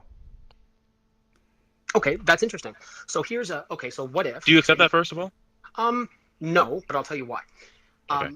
So it might be the case that, and we've talked about this a bunch of times, and it is interesting. I do find this interesting. And by the way, before we stop, I'm happy to do this again sometime, because I think that there's actually, yeah, I'm enjoying myself. Some will call me a masochist, whatever, but I'm enjoying myself. Okay, so the ultimate. What if there is something ultimate that we don't have access to? Okay, from your worldview, that's a big problem. Okay, it's not a problem from my worldview. A second ago you mentioned we wouldn't have access to truth, but I have access to truth from my worldview, and I told you what it was. Correspondence theory of truth. Truth is that which corresponds to reality. From your worldview, I can't logic my way out of a wet paper bag, but I can from mine, right? And so from my perspective, and this is something you said, that there's something ultimate. There may well be something ultimate. I don't know that there is. I don't believe that it's a mind, but whatever. If we don't have access to that, from your worldview, we have a problem. But from my worldview, I can make sense of things. I can find out what's true because I know it corresponds to reality. I am not met with the same metaphysical roadblock as you, because I don't share your worldview. Michael, you end up running into the exact problem I was saying you end up running into. Okay, if you're going to try to assume that there is this metaphysical ultimate that exists somewhere out in the ether that you have no access to, then the only thing you're appealing to is your own imagination, right? What I said earlier, I made this clear earlier. Human intelligibility, human rationality depends not only on what is ontologically the case, but that we actually have an epistemological framework that is grounded in reality, right? Because knowledge has to do with what is true, and the fact that we can actually have a reliable access to that which is true, right? And so that's going to have to deal with not only truth, but its nature, the nature of truth, right? Okay, so in this world that we're talking about, that which is ultimate has not taken the initiative to reveal itself. It hasn't taken the initiative to make itself known and make known the nature of reality and the nature of truth. So the only thing you can rely on is your own speculation, right? You're relying on your own speculation, your own reasoning. So you don't have a reliable epistemology that you can actually depend upon.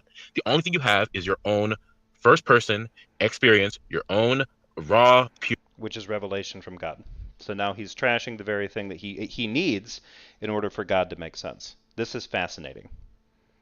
So he's shitting all over subjective experience and sense perceptions, even though I think for Darth would go would step out of that a little bit differently and be like, no, that's actually evidence that's part of God's revelation to us, our ability to understand this stuff.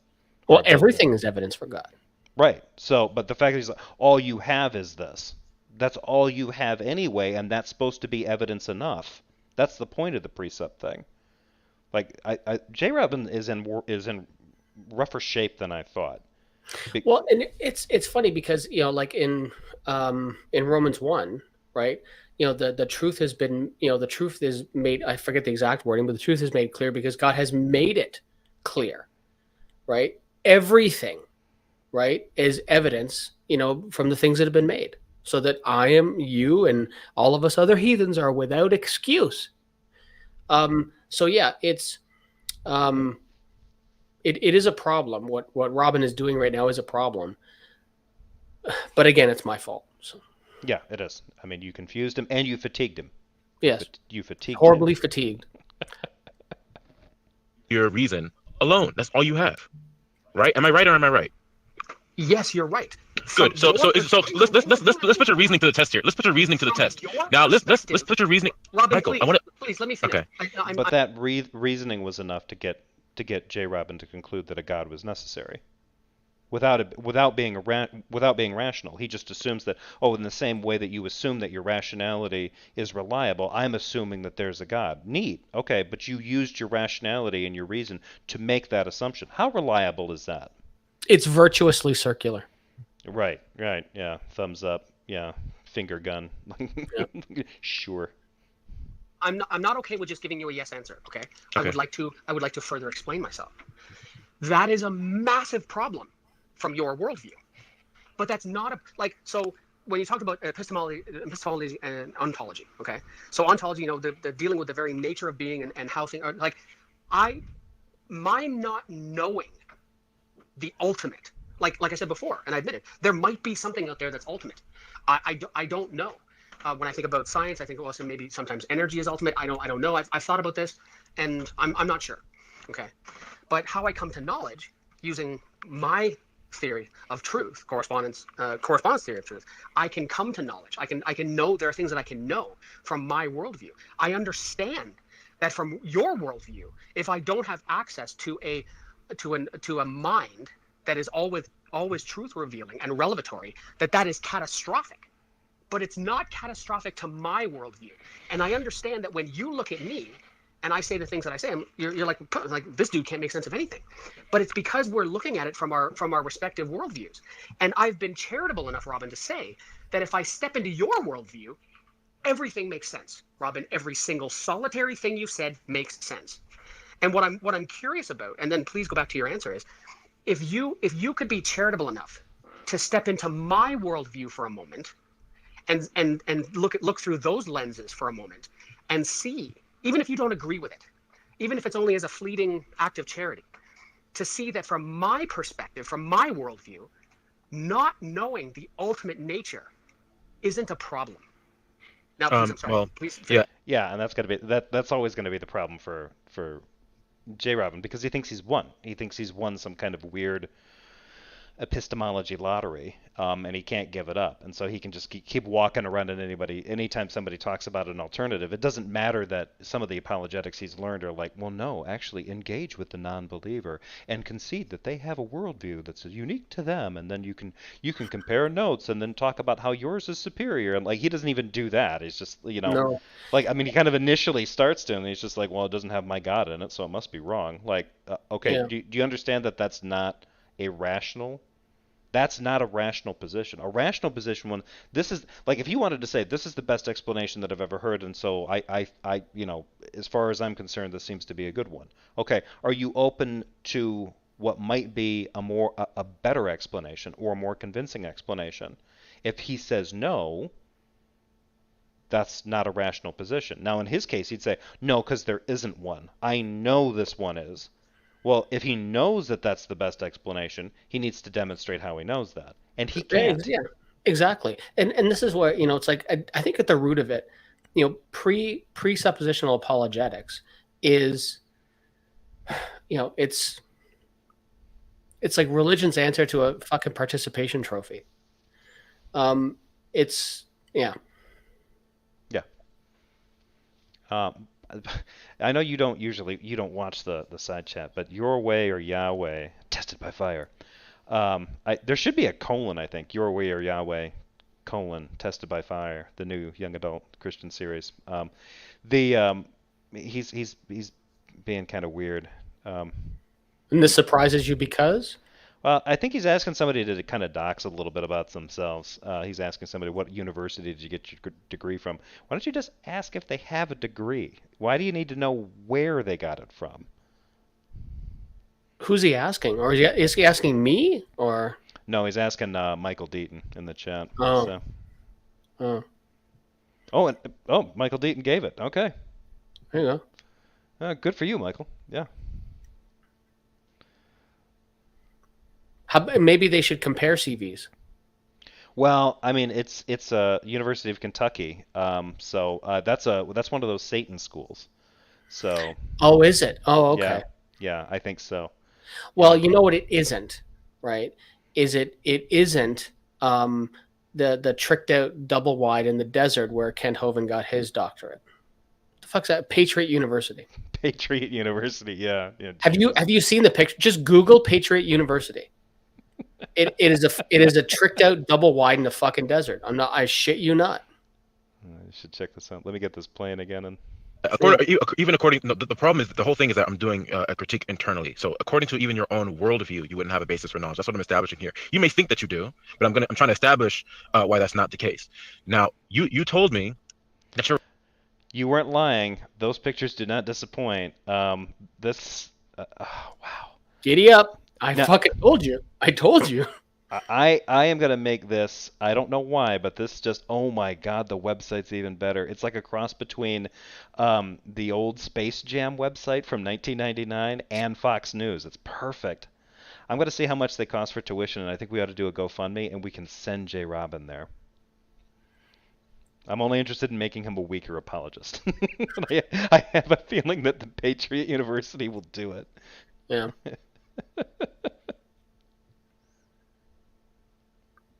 Relying there are two things I want to bring up. First of all, I noticed you did this before, and because we were talking about so many things, I I had to choose what I was gonna, I can only respond to one thing at a time. But you keep kind of it seems like you're flipping between two things. First, you say that the nature of truth is that it conforms to reality, but then you say you don't have an ultimate that you have access to. So those are two conflicting statements. You're contradicting yourself. So either you don't understand what I'm saying, or what the nature of the conversation is, or there's another problem. Okay. Well, no, I think that I love this. Like, he's got to go back to trying to tell you that you don't understand what you've been talking about. Like, JRobin, if that's a claim that anyone needs to take seriously, consider your part in this conversation. After all this time, you're still gonna. Well, you're not. It's like, whose fault is it that you're not being understood here at this point? It's funny that you bring up an interesting point there. With if we look at the sum total, Tom Rabbit probably could calculate this pretty easily because he pays a lot of attention to this kind of shit. The sum total of all of the people that D-Dong, I think I'm gonna stick with D-Dong. I like that. that D-Dong and JRobin have spoken to, right? And I would hazard a guess that none of them have understood. So you have a couple of Christian apologists. Well, not Christian yet, right? Still vague town. Yeah. Or everyone else they've spoken to. Seems to me the common denominator is them. So it seems more likely that they're the ones that are wrong. Well, but they can't be, right? Because Jesus. So never mind. Forget I said anything. Yeah. You got to be careful there. You got to be careful, Michael. They can't be wrong. And I think that's why, I mean, if anything, that's why JRobin says you're not focusing. Because you haven't acknowledged that he's just always right. So you're clearly not paying attention. Yeah. I worked in customer service when I was in high school. It's a horrible thing. I hated it. But, it was a job and, paid for my running shoes. Anyway, and when you work in customer service, there's that slogan, right? The customer's always right. And I remember on my last day, graduating high school, and finishing up this part-time job that I had. And we used to have these kind of couple times a week, the boss would give us this pep talk, right? And just remember, and he or she, depending on which supervisor was there, always ended it with, remember, the customer's always right. And then the last one, when I knew, I'd already resigned, everything's like that, it was going to be my last shift. And they said, remember, the customer's always right. I'm like, yeah, unless they're wrong. Customer's always right, except when they're wrong. Exactly. And JRobin's always right, except when he's wrong. Which, fortunately for us, is all the time. So. Yeah, there you go. I think there may have been a lack of clarity. Hang on, I think there may have been a lack of clarity there. You mentioned the ultimate, and the metaphysical ultimate. I told you what my axioms, presuppositions, properly basis beliefs are. That reality is real, and that my senses are reliable. And I gave that's not an issue. That's not an issue. So that's the thing. That's not an issue of what is metaphysically. I'm trying to clarify. Please your axioms that reality is real, that there are things that exist. It's not an answer to the metaphysical questions of what the nature of reality is itself. Robin, so when you tell me things that are true, that things are true that conform to reality, listen. So that's the thing. I was under the assumption, right, this whole time, that you didn't have an ultimate, because your statement that truth is that which conforms to reality. I made it clear earlier that has several problems that I didn't immediately get into, but from the sound of it. Right, you don't have that which is metaphysically primary that you have access to. So for you to tell me, okay, right. So I get that you're saying that something is real, then it's it's true that it's real. So I want him to explain the lack of access to a metaphysical primary. I don't know how many times somebody has to ask this question, but it's like, what on earth does that mean? Like, it's one thing to lack the metaphysical access. It's another thing to just lack the metaphysical thing entirely. And he's already kind of gotten into this weird tortured explanation where in order to have stuff, you need this thing, the ultimate. And in order for any of it to make sense for us, that thing better have a mind or better be a mind. Like, okay. But in terms of like accessing any of that kind of stuff in any worldview that we're talking about, that access seems inevitable from the Christian worldview. After all, Romans 1 says, all men know.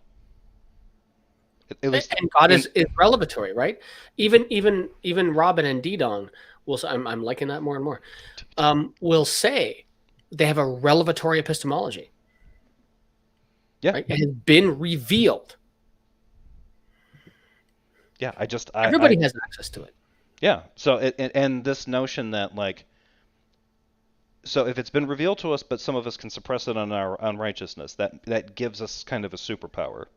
We have an evil superpower in a sense, but that means that the access to that is shut off by us, not by it.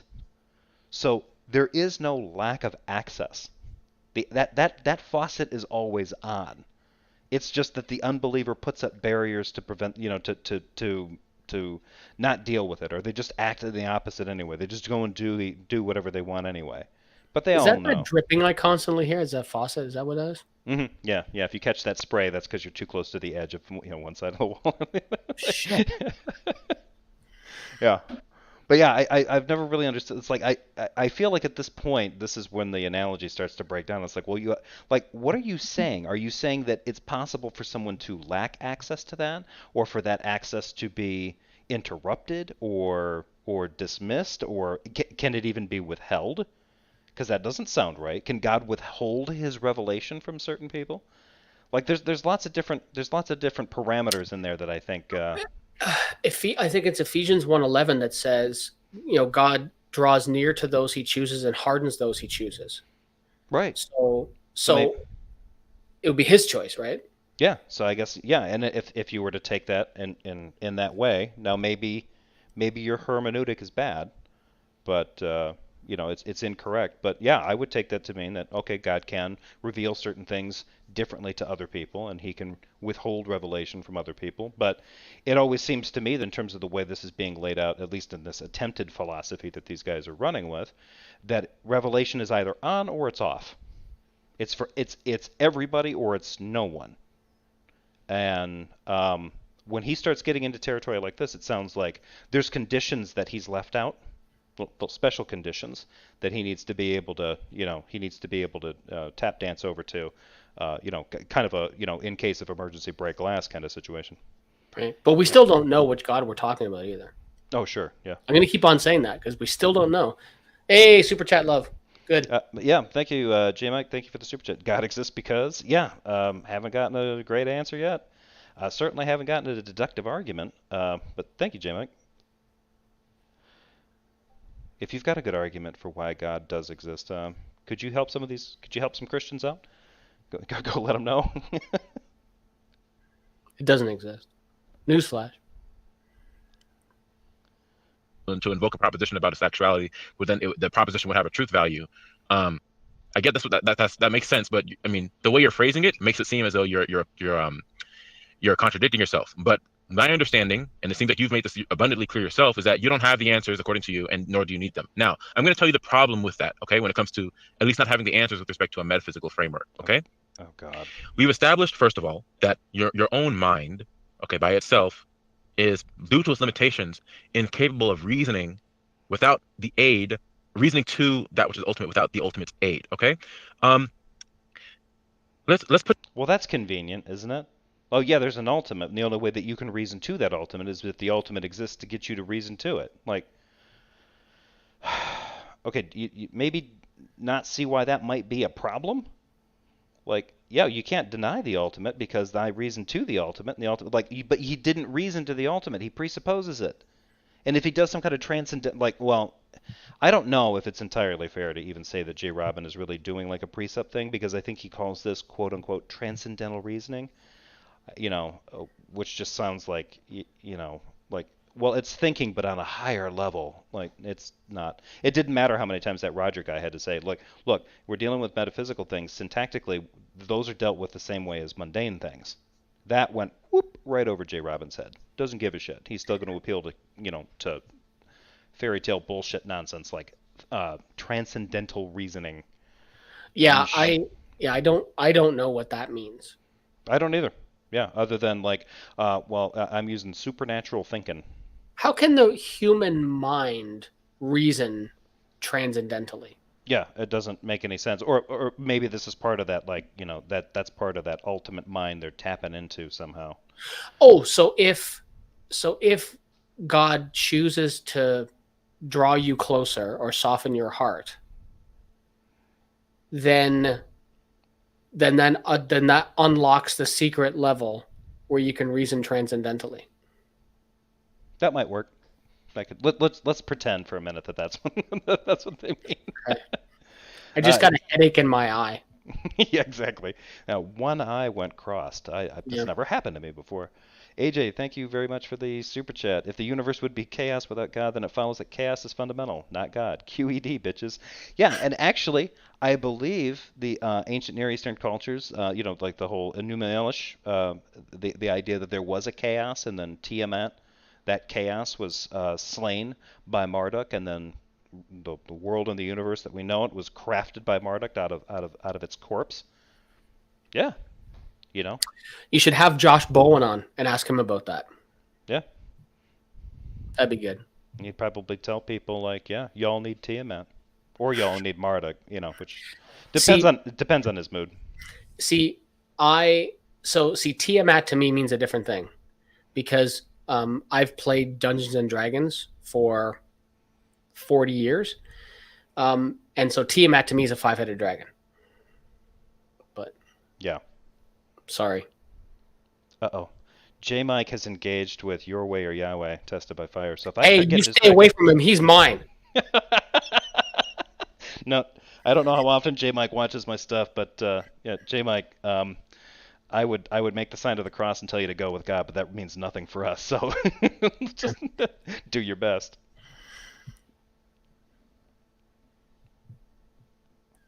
Put your reasoning to the test here. Now, I did so earlier, and I'm going to ask the same question. Now, you believe that there are things that are eternal, right? That which is ultimate is going to be eternal, right? Can you reason for me logically how you determined it to be the case that the Earth is more than 5 minutes old? Because you're appealing to your reason here, and that's it. So how did you determine logically, necessarily, that the Earth is more than 5 minutes old, much less, eternal? Okay, so like I said before, and I don't have. Yep. So this is one of those things where, and again, it's something that Aaron has argued in a lot of different things, and it speaks to it. It further reinforces your point of fatigue on JRobin's part. I remember when I watched Aaron's interaction with Matt Slick on the Bible Thumping Wignut show many years ago now, and he said, basically, to paraphrase it, is basically, so what you're saying is, in order for God to exist, reality has to be wrong. And that's what Robin is doing here. Yeah. Right. Reality's wrong unless Jesus, and then it all makes sense. Yep. Then everything. Yeah. You need to be skeptical of everything and be incredulous about literally everything. Unless there's Jesus, then you can take it all at face value. Then it's perfectly fine to just presuppose your brains out. But what the hell are you doing here? Your Way. I responded to your email about and acknowledged that I got it. Out of the 3 you sent, one did arrive in my spam folder about 20 minutes ago. I sent you a quick response asking what topic you wanted to debate Michael on. So check your email and don't chew me out for not doing my thing. I'm not exactly sure what kind of buster ass email account thing that you use, but it's funky. Also, J Mike, I gave you mod powers just in case if anybody if J Mike is wanting to engage with Yahweh, let him have it. He has the mods to now to kick your way if he gets a little out of control. I would be inclined to kick him if he starts using too many caps. You know, I don't like all caps, but unless it's being done sarcastically. But that's just me. All right. I didn't get an email. I'm very offended. Yeah, I sent you a response, but Micheal still has not gotten an email from you. It's something like, I'm not going to say it on here, but it's a weird email address. So. Am I going to get like propositioned by like Russian mail order brides or some shit? Yeah, open with caution. Yeah, that's what I would suggest. Yeah. Yeah. I don't have to worry too much on a Mac, but yeah. Damn, so I can't kick J Mike AJ. Yeah, if that was on your bucket list. Sorry, AJ. Yeah, you can't kick him now. Hang on, no, is this the same? Is this the same J Mike from the ACA stuff? Yeah. Oh, but are we sure it's not Enlightened One? No, I don't. I mean, if it is Enlightened One or J Mike, I appreciate the $2. I don't think Enlightened One would be sending me. I'm money. just fucking with you. Yeah, Yeah, I think it's yeah. pretty safe. Yeah. You did make me call that into question. I'm like, no, I can't even. I can't think that Enlightened One would actually even send me a super chat just to be cheeky. Like. Oh no, that's directly giving the devil money. Yeah. He's not going to subsidize Satan Inc. Yeah. So. This also, I just had to move my car. My wife came home. Just give me 2 seconds, and I'll be back in my house. Give me 1 second. I'm excited to hear the answer to that. How he determined that the Earth is more than 5 minutes old. The answer is he can't do that, much less establish what is metaphysically ultimate. And what is being eternal, as we established, is going to be one of the attributes of being ultimate. So he has he's completely in the dark when it comes to what the nature of reality, the nature of truth is. Every statement that he makes is going to be rendered completely and utterly arbitrary and meaningless, according to his own worldview, according to the things he already accepted in the conversation prior. Okay. So Michael, how did you determine that the Earth is more than 5 minutes old? Okay, so I again, and I've asked you this before. Well, sorry, I haven't asked you this before. I said this before. I think I find it interesting when people ask me questions when they don't even think that they're that it's the case. I was outside moving my car for a second, so you roboted a bit, but I got the gist. I got most of what it is that you were trying to say. But the answer to your direct question is, we have to rely on our reasoning. Okay. Yeah, exactly. So how did you reason it to be the case that the Earth is more than 5 minutes old, much less, if you hold to it being eternal or the universe being eternal? How did you determine that? Sorry, say that again. That I hold to the universe being eternal. I never said that. I don't know if you. I didn't say. I said if you hold to the being eternal. I don't know if you do or not. Oh no, I don't think the universe is eternal. Okay. How did you determine that the Earth is any length of time past 5 minutes? Well, through any length of age. What do you say? I said through reason, like through. Yeah, so I want to hear your logical argument. I want to hear your argument. That, and let's make sure it's clear, right? You had a big problem with question begging, so let's make sure it's not a question begging argument for the. Thank you, Secular Pagan Mem. I appreciate it. There we go. Actuality of an Earth that is more than 5 minutes old. Robin, the reality is that there are times that we all have to do this, that we rely on our reasoning, and we have to use our reasoning for that. And there's no. Michael, how did you determine? Michael, what was your reasoning? Michael, what was your reasoning that you used to determine that the Earth is more than 5 minutes old? No, you stop now. Okay, because I was about to answer. Okay. Okay. And I'm being incredibly charitable. Mm-hmm. Now, what I was going to say was. Yeah, JRobin's definitely got the attitude kicking up. We have to use our reasoning to justify our reasoning. And I accept and admit that is circular. And that's what I said tongue-in-cheek earlier before, saying, oh, it's just virtuously circular. Like, there is no, I've talked to lots of people about this. And what's funny is that there hasn't been one single solitary time that, and we talked about this earlier, about these gotcha moments. But you've tried to levy many of them against me. And this is another one of those. Actually, Michael, every single time I've laid out a reasoning to justify our reasoning, Michael, and it is circular. I didn't ask you about justifying your reasoning. I asked you because we're trying to establish things to be true. I want to see if you can establish even the most basic things to be true that most people will hold to. That you have an Earth that is more than 5 minutes old. Can you tell me how you reason that to be the case? Yeah. Well, so this entire thing is basically that he's just decided to push this thing into. He feels that without, if you're going to insist on trying to make your way in a world without God, it's necessary for you to be a complete skeptic, a radical skeptic. Yep. But assume Jesus, and you're good. And that all goes away. Yeah. It all goes away. And it's the ultimate fucking magic pill. yeah, I still don't understand how I haven't heard an explanation to show how that's different.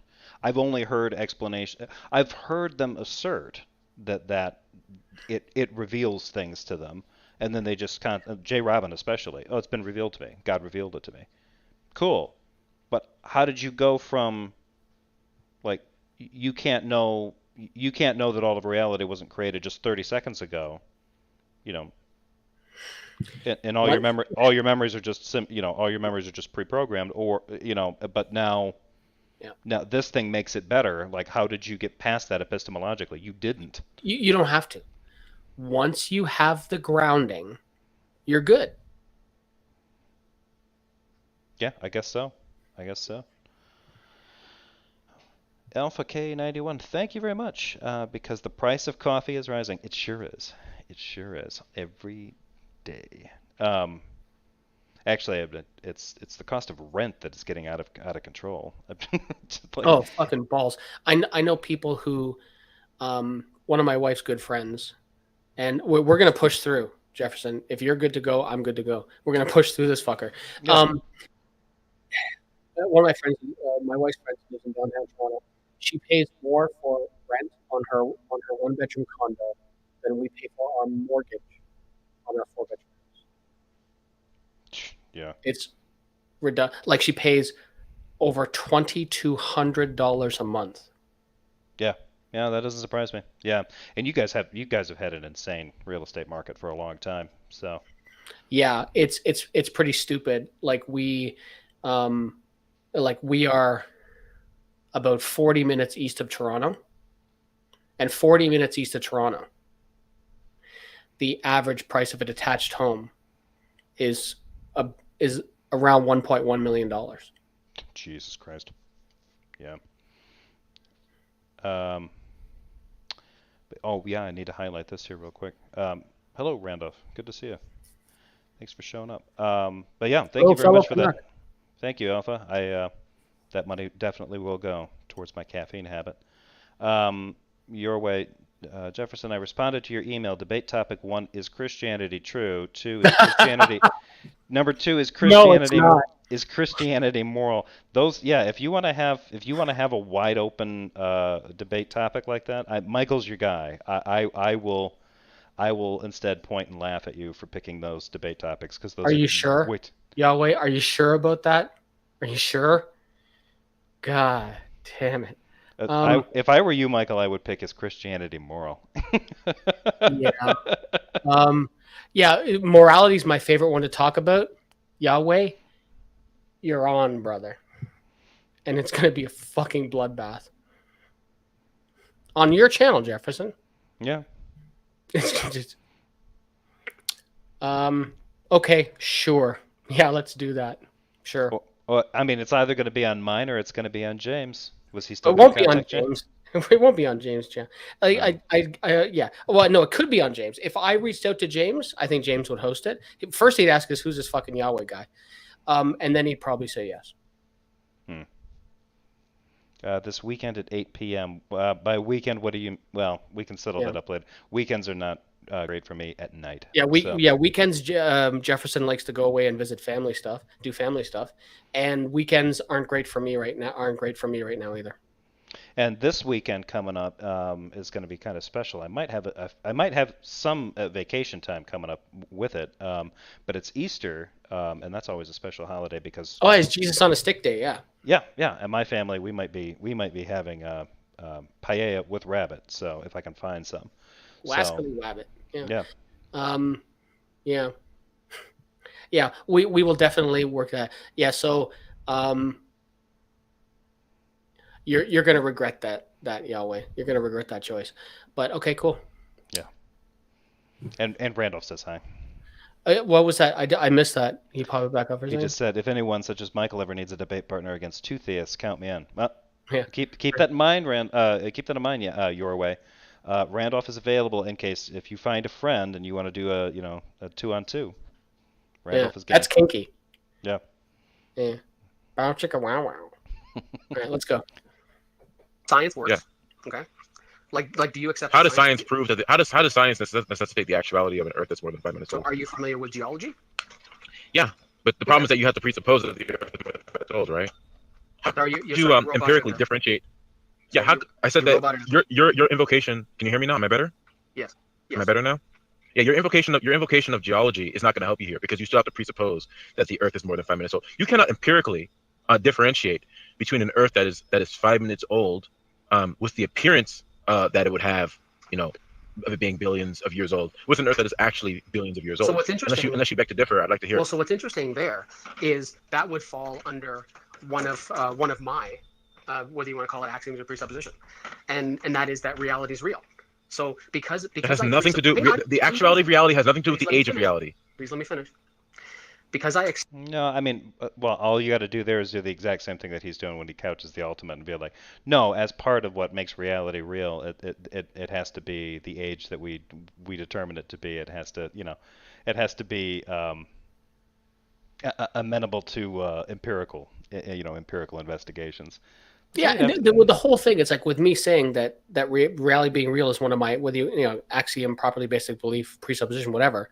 Then yeah, he doesn't like that it's that it fumbles his assertion, but it does. Yeah, it just does. I like that too because he got into like, well, no, you can't empirically do that one way or the other. Like, yeah, if you want to assume radical skepticism, if you are assuming that. But I don't really know. I don't know how valuable that is outside of it being a philosophical exercise. Like this is one of those things that I find really interesting about these guys because they read about these concepts and they get them from. Oftentimes they're reading about them from Christian sources, and then they think like, okay, I'm going to tell the Christian, or I'm going to tell this atheist that this is how they have to live their life now because they're not going to live it according to my book, so they have to live it according to this book that tells them that they have to doubt the reality of absolutely everything. Like, no, you don't. That's part of a philosophical thought experiment. You don't have to do any of that. Like this is more of that just like well philosophy is your dogma. Don't you want to be a good philosopher and do what the dogma tells you? It's like it's not like philosophy is not religion. This is not something that you subscribe to and then have to follow through and make sure all the connotations work right. Yeah, radical skepticism can be an interesting thought experiment. There's a lot of things about it that raise a lot of interesting questions about how we know things, how we justify to each other what we think we know, how we claim to know them. That's the point of it, is to raise those kinds of questions and to deal with real blind spots in human epistemology. It's not to do what JRobin's doing, like, well, without my God, you just live in a world where anything goes and you can't really rely on anything. So checkmate, atheist. I'd say see you in hell, but I'll be laughing at you burning in eternity from my comfortable easy chair in heaven. Like, yeah. I mean, if this is what Christian apologetics has turned into, I mean, this is like street epistemology. If the goal is to get people to punch you in the face or run from you screaming, like this is just failed ministry coming and going. Like nothing about this works. It's like I've always said, like this guy needs to watch Glengarry Glen Ross and learn how to actually sell. You're out here. You're out here looking to always be closing. You need to always be closing. And he's not. He's just pissing off the customer. Blowing the leads. Accept that reality is real. Okay? And within reality, we have things like science. Within science, we have things like geology. And geology you can use geology to point to lots of different things to see that whether, a rock somewhere or whatever else, or some type of mountainous formation, is more than 5 minutes old. So I accept that within that, I am resting on one of my presuppositions that reality is real. Michael? I don't have a problem with that. The actuality of reality. Let's say reality is real. That does not get you necessarily to the fact, unless you're willing to tell me how it does. But I'm not aware of anything. It doesn't necessarily get you to the fact that the Earth is more than 5 minutes old. Robin. Evidently, it does. No, it does not. Yeah, you believe. Let's see. Because hold on. You're talking about the employment of reason, right? That's what we're talking. We're talking about the employment of reason, establishing certain things to be true, right? And you appeal to the scientific method, which is an endeavor. It is a methodology that uses the senses, that uses empiricism to come to certain conclusions. I want you to tell me how you can empirically differentiate between a world that is billions of years old, between that world and a world that is just 5 minutes old, that appeared to be billions of years old. How do you empirically differentiate between that? How do you use the scientific method to test those things? And Like I yet, said, reality has to be wrong. yeah, We're at the point now where reality, where if God doesn't exist, reality doesn't make sense. would he even appreciate an explanation as to how scientists go about determining the age of the universe, the age of the age of the Earth? I mean, I don't. My guess is like, oh yeah, well, there's actually methods that they do this empirically to determine how long they think we've been around here, how long since the singularity called the Big Bang, blah blah blah blah blah. No, no, no, no. It could have been 5 minutes ago. Uh, Yeah. okay, why? Because your philosophy says so. That's when you just like, dude, you might as well just be playing in your own filth at this point because you're not making it. He's not making any sense. He really is. He wasn't lying. He's fatigued. Yeah, I mean, you could say, like you talk about ages in the universe, look at the cosmic microwave background radiation, all these are the different things. It doesn't matter what it is you looked at, because what he just said there is, how could you tell? How could you tell, it's actually this age from something that was made to look at? And I've heard Christians argue this, right? When because we can use science to measure these things. Oh no, it was just light was created en route, right, to appear as though, it is this way. Right. And that just answers the question. Because again, Jesus equals, it's all done. It's all fixed. Yep. Like Yep, I don't mean to make it sound overly simplistic or reductionist, but that really is, because if at the end of this conversation, I were to drop down on my knees and say, JRobin, you're right. I'm sorry, God, blah, blah, blah. He would stop questioning anything I said. Yeah, exactly. I want to point this out here because this is a comment that Your Way did to responded to Bill Pesta. Well, I have won all my debates and they are all published on my channel. The proof is in the pudding. Did it's you? Okay. When you write like that, it makes me think that maybe Your Way or Yahweh, tested by fire, might actually be like an NPC villain developed for like a Japanese video game or something. Like there's something oddly I mean, it's theatrical, but it's not in a good way. And I just kind of wonder if, like, Mr. Deliciu, is your idea of being a good Christian portraying yourself as like a third or fourth tier Batman villain? Because that seems to be what you're kind of shooting for. AJ responded to him, Your Way or Yahweh. Yeah, Philip K. Amon made the same claims and posted all of his victories too. Yeah, and I am from Your Way. I am getting kind of a little bit of a Philip K. Amon, like maybe you need some meds, maybe you're taking too many kind of vibe. I don't know who Philip K. Amon is, Oh. and it doesn't matter. It doesn't matter. Well, I guess the only thing I'd say to that is D-Dong, JRobin, they think they've won all theirs too. Yeah. Yeah. It's everyone I've ever debated or discussed with is also convinced they've trounced me as well. Yeah, and it's always interesting to me how quickly like people will go to talking about their conversations in the past in terms of winning and losing. From within your echo chamber, I'm sure you're correct. However, there will be an objective judge, which will be Jefferson's audience. And then, so I guess we'll see. Yeah. So I appreciate your concerns. I'm not really saying I'm concerned. I'm saying that you ought to embrace one or the other. Don't try to play like Captain Rationalism, Lord of High Christian Philosophy 1 second, and then do the kind of like mustache twirling, whimsical villain routine the next. Like either calm down and, think about things rationally, or invest in a really good cape and just embrace one or the other. Unfortunately, it's cheaper than that, right? They're all published on his channel. So nudge, nudge, wink, wink. Why don't you go check out my channel? Check it out for the views, folks. Yeah, I think it's kind of weird to have somebody come into the live chat this often and audition to be the next Lulzcow, but I'm not gonna take the bait because he did. I'm here for it. He did this for Skylar. Well, if you want to do that at 8:15, I think he put out a time 8:15 next Monday. If you're interested in doing it, we could do it. But I will probably limit the time if it's going to be that late at night. And it's entirely up to you, Michael. I mean, you. We could do that honestly. Like with respect to timelines and stuff like that. If you could start. So typically Jefferson and I have started at 7 o'clock.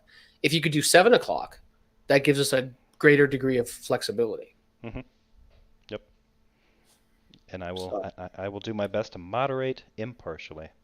Okay, let's get back to again. We're getting pulled out of here. Well, like I just said. Oh no, empirically. How do you empirically differentiate it?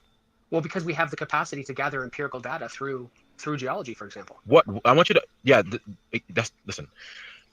You're still employing empiricism in that scenario. So I gotta pause this again and read this one because this is good.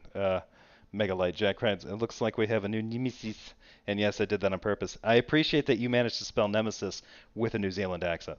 I appreciate that. Thank you, Megalite Jack. And the empiricism the empiricism that you're employing, right? When you are looking at the data, you're looking at certain rocks, and you want to, or certain life forms that have fossilized. You want to date them through whatever dating method you use.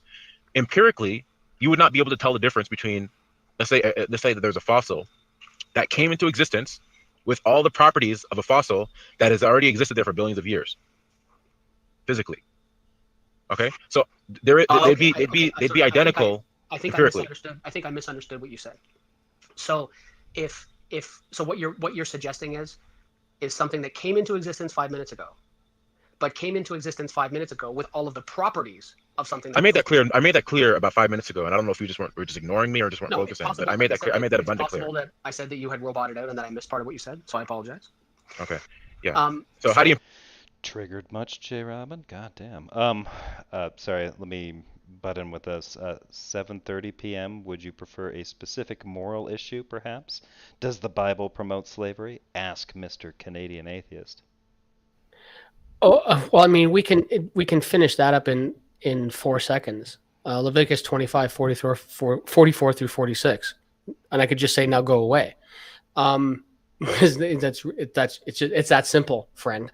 But no, I think morality in general is probably better. Slavery might be too narrow. Yeah. I think morality in general is probably better. 10 Commandments, stuff like that. It's gonna be a fucking bloodbath, brother. I don't know why you agreed to this, but whatever. It keeps it nice and broad. Plus, it's interesting when I know with broader topics like that, I have a feeling he's going to be bouncing all over the place. So it'd be interesting. But yeah, here we go. Empirically differentiate between those two. Empirically.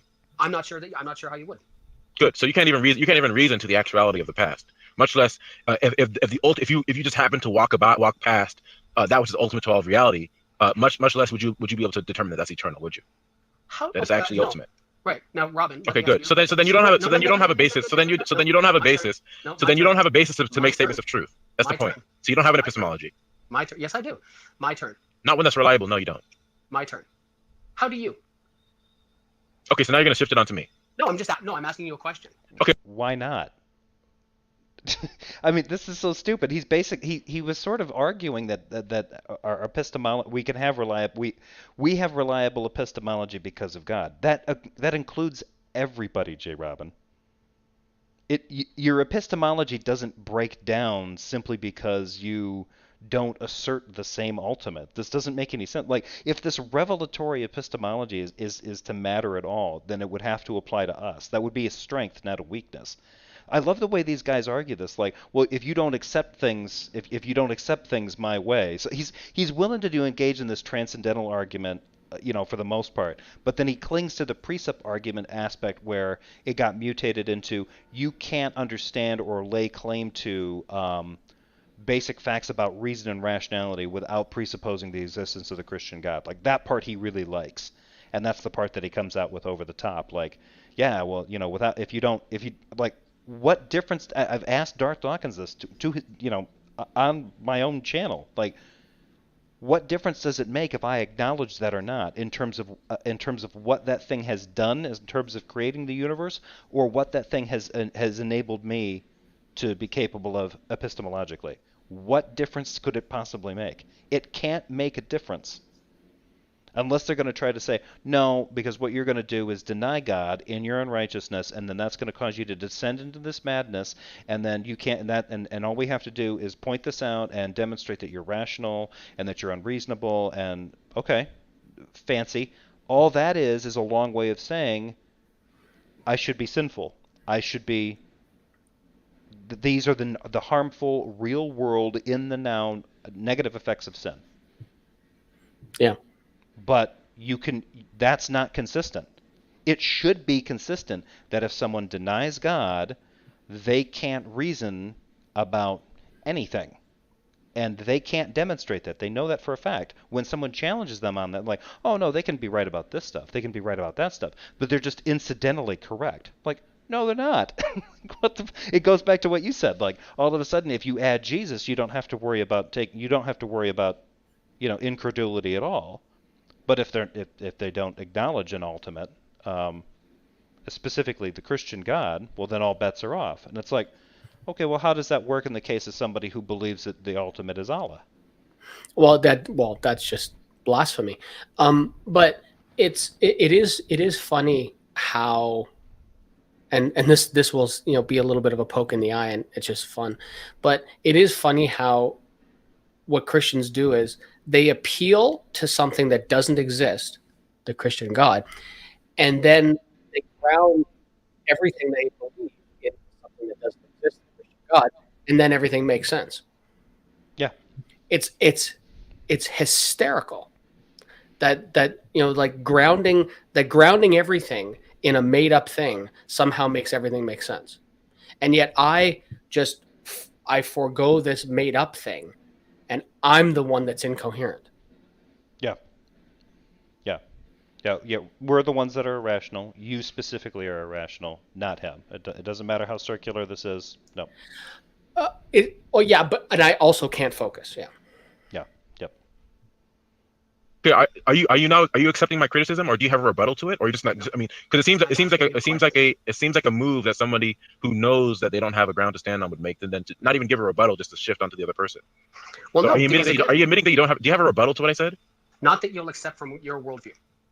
Do you have a logical rebuttal? Because all I've given to you is just. I mean, I haven't broken down into a perfect formal argument to you, but it's been pretty clear. I've laid it out step by step sequentially to the point where a 5-year-old can understand it. Okay. No, a 5-year-old would not be able to understand what the hell you're talking about, JRobin.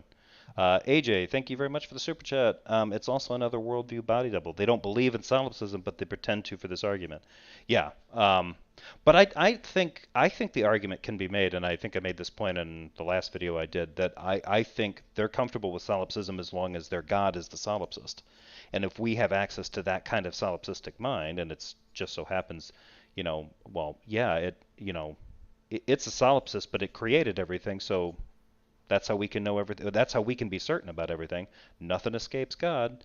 Ta-da! I think they're good with that. I don't know that they think like that, but and I'm not the first person to say that. In fact, I think Jack Burton said that during one of the and that's a Discord and YouTube user, not Jack Burton from Big Trouble in Little China, but he said that in one of the weekend things they were doing, or it was a comment that he made. He's like, it just sounds like these Christians are just shooting for their God is the ultimate solipsist, or it was a comment he left here, but it was a good one.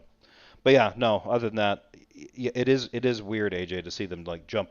They'll skip back and forth. Like solipsism is a super big concern for atheists. But all of a sudden, like Michael's been pointing out, if you just assert the existence of Jesus and revealed knowledge, all of a sudden solipsism is no longer a concern, with no demonstration as to why. Or, well, the why is easy, Jesus. Because Jesus, yeah. There's no demonstration as to how. Like the question that most atheists and skeptics are really get wrapped up in is like, wait, how does that work? And most of these believers aren't fixated on it. They're just fixated on the why. And as long as the why is something that they think they can wrap their head around, yeah, good enough. Yeah. And it's like, like Jefferson, I think you're old enough to remember this, but it's like the old, could have had a V8 moment, right? It's just everything. There's clarity in Jesus. I mean, not really, but yeah. Yeah. you now are in a position. You've pretty much conceded to this, that you don't have the access to what is metaphysically primary. So you don't have access to the nature of reality, or the nature of truth, or the nature of things like possibility, or the nature of things like necessity, or even basic correlation between facts. You don't have access to any of that, because that would be a metaphysical question, but you don't have access to the metaphysical reality. So you don't have answers to those questions. So here's the problem, and this goes back very simply to what I said before. Not from your worldview, I don't. But I do. No, according to you, stop. No, again, you're doing now. This is becoming blatant dishonesty. If you say that again, it's going to be because I want to expose the fact that you're being dishonest. I want to expose it. That's my motivation. That was your motivation. That was your motivation. No, that wasn't my primary motivation. I'm saying that's my motivation now. Thank you for at least being honest in that. Michael, do you understand? Michael, what was the question? Michael, what was the question I just answered? You don't even know what you asked me. Okay, go ahead. I asked you earlier, long before most of these people were here, what your goal in this conversation was, and you just made it abundantly clear. You just admitted what it was. At first, it's not true. No, hang on. All right, I'm going to give a rebuttal to what you just said in a second, because this is embarrassing. At first, what you said, I'm sure it is for you. At first, what you said was you didn't come in with a goal, that I invited you in, and then, but now just a moment ago, you said it was to show that I'm wrong. And that's super interesting. Not even what I said. That's super interesting. Because what's really funny about this? Yeah. Okay. Is he just quibbling over the words you used because you didn't exactly say it verbatim? Like that was his motivation, was to prove you wrong, right? Yeah. Or prove you irrational. I'm going to show you how wrong you are. Mm-hmm. Yeah. And when he gets super worked up, it's how dishonest you are. Yeah, and he just kind of fell, and it's funny because it's very telling how he just, because again, 9 hours of review ago, I asked him what his motivation was, and it was like, I didn't really have one. You invited me to have a chat, and now, the truth comes out, like him and D-Dong, right? I want to prove you wrong, motherfucker. Yep. Somebody's wrong on the internet. It's not just for atheists. The phenomenon is real. Is how, when I was asking you before, when we were talking about Christianity, I asked you about defending that and all kinds of other things. I asked you what happens if you convince me that there's a God, right? Because and we still haven't gotten anywhere close to examining that, right? Because you're not interested.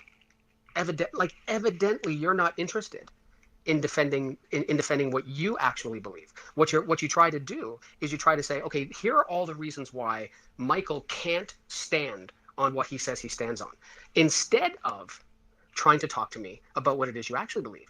And the other thing that has been, holy cow, I can't believe it's going on 2 hours. That's awesome.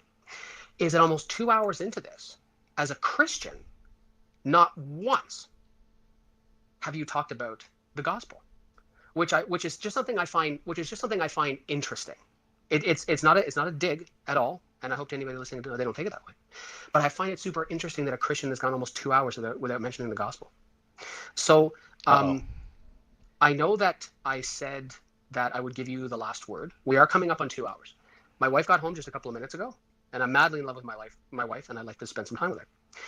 Robin, I'm more than happy to do this with you again. I just want to take 1 second before I let you finish up, and then I think we are going to have to make this the last thing. But I promise you will have the last word, regardless of what it is, be as scathing or derogatory as you'd like. Just before you do that, I would like to just thank everybody for coming. And I guess the last thing I'll do is say a quick goodbye before we do close up the room.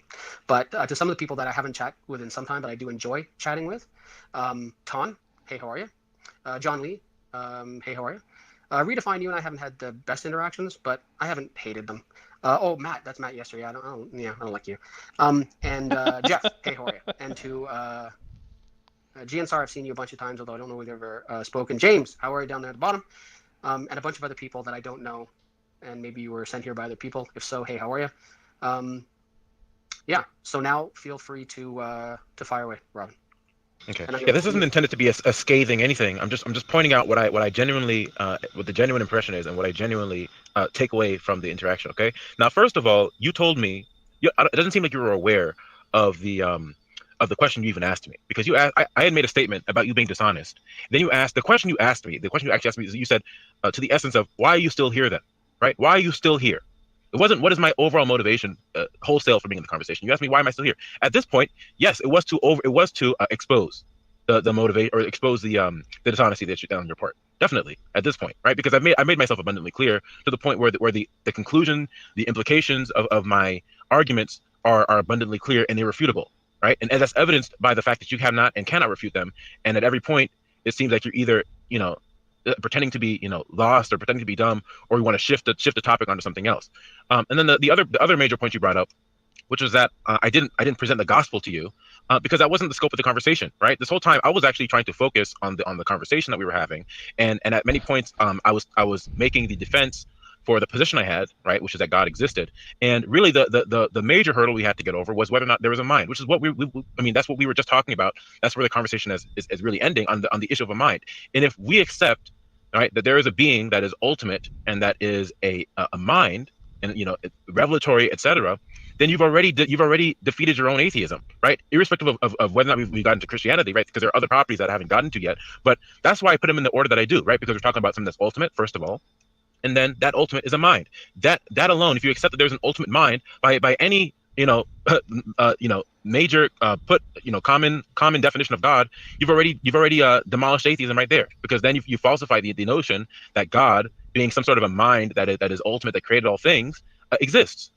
You've already demolished that idea, right? So if we establish that there's a mind that's ultimate, we falsify it, you're atheism. That's what we were talking about. Now, with respect to the gospel, I will present it now for everyone who's still in the audience. It is very simple. We are in the state of fallenness as human beings. God is a righteous God, and because he's righteous by virtue of his righteousness and justness, sin has to be punished, and all of us. So now that he's going into preacher mode now, for anybody that's still paying attention, consider what he just said at the beginning, right? Like, if you can just get somebody to say, well, I think he actually used the word admit, which is incredibly presumptuous, but okay, you got an ultimate thing that is a mind. You have an ultimate mind, it's creator of everything. That just demolishes atheism. And now he's going into the fallen nature of man. Right. How do you get from ultimate creator being that's a mind to man's fallen nature? Reasons. Yeah, it's funny, but it's like I said before, it's like I'm going to argue from Vague Town, and at the very end, oh, by the way, John 3:16. Yeah. It is so funny, and you'll notice I told you it was coming, but I had to ask him to do it. Mm-hmm. This conversation was going to end without him doing that, had I not prompted him to do so. Very likely, yeah. And what's interesting is the conversation the second part of that conversation that took place on Friday of last week. I tried to, and we don't we've essentially reached the end now. It's him preaching the gospel and just saying goodbyes. So it's pretty much over. And unless you want to hear the gospel. But what's funny is at the start of the second part of the conversation, I say, like at the tail end of our last conversation, you proclaim the gospel to me. So I'd like to start with your beliefs in the Christian God. And it takes him about 9.5 seconds to fucking derail that and go right back to God does not exist because. Seriously. Yep. Oh God. Let me play this a little bit. Some sinners. All of us have sinned and fallen short of the glory. We've all sinned and fallen short. What does sin have to do with an ultimate mind? Nothing. Sin is made up. I'm gonna crank this up to 1.5. Brace yourself, folks. We're gonna get a super caffeinated version of JRobin here, but I want to see just how rambly he gets with the gospel stuff, because he has not made the connection between this stuff and that ultimate mind that must be the case. So I want to see how long this can go on. Glory of God. Okay, so our sin deserves a punishment. God, out of his love and out of his mercy towards us, has provided a way that we can be saved, a way that we can have salvation from sin, a way that we can have salvation from death, and that is through trust and acceptance of the person, work, death, burial, resurrection of Jesus Christ. Okay, and that's what I'm inviting everyone in the audience and even Michael himself to do before it is not possible for him to do so. Okay, that's a simple, quick gospel message. Cool. Do you So trust and acceptance. So yeah, is that pretty much it, or is there more back and forth No. here? Yeah, no, there's really just a hey, would you like to continue this? And goodbye, click. Yeah, that's it. Okay. Yeah, I think is the final point there. I think that's interesting. You have to trust and accept Jesus. I asked him one time, I think. It might have been in a conversation I was having with him and Tom Rabbit. And I asked him, I'm like, well, what if I conditionally accept it? And he Yeah. acted like he had no idea what I was talking about. I'm like, no. I'm like, if God, if Jesus was real, right? And I mean real in the sense that the Gospels put it, at least the Gospel of John, where he's divine, and he dies for people's sins and he provides that, right? If I just conditionally think that, oh, well, if that's real, I think that if he did that, then he saved everybody. Is that enough? Of course not. No. That wasn't it, right? Because there's always more to it. It wasn't just like, oh, you just have to trust and accept that he died for the sins of all mankind. I don't think that's all there is to it. No, and it gets way muddier if you're talking about Calvinism or like whatever the fucking flavor you want to talk about of Christianity. It only gets muddier from there. But yeah, it's. I tried, everybody. I tried to have a talk with him. Well, yeah. Hey, look at it this way. Or this is part 5, right? Yeah. So 10 hours and 25 minutes to review a 2.5-hour conversation.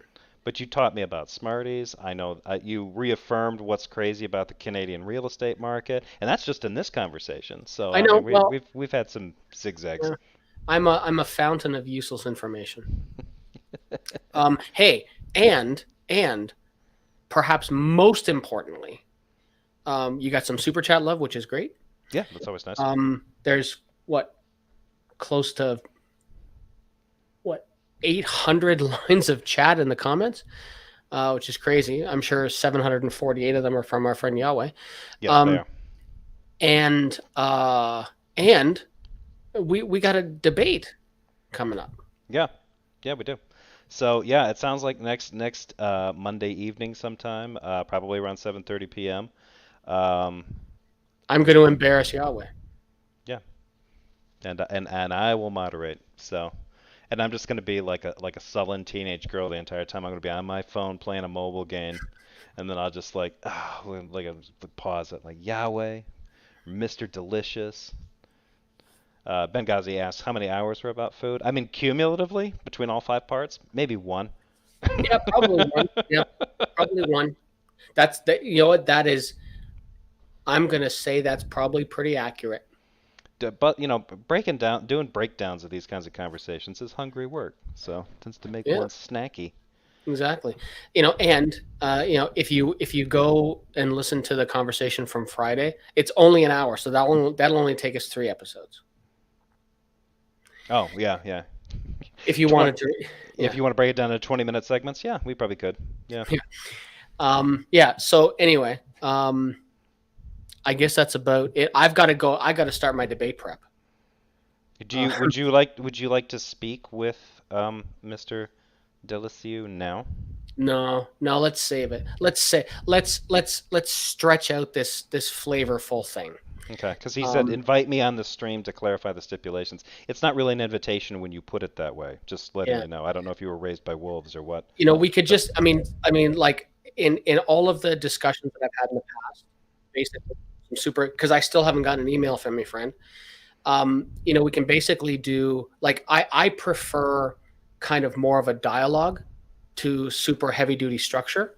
So if you're okay with something like an opening that can be maybe 8 or 10 minutes, something like that, depending on how much you want to go over, and then a period of open conversation with respectful dialogue back and forth, and then time for Q&A.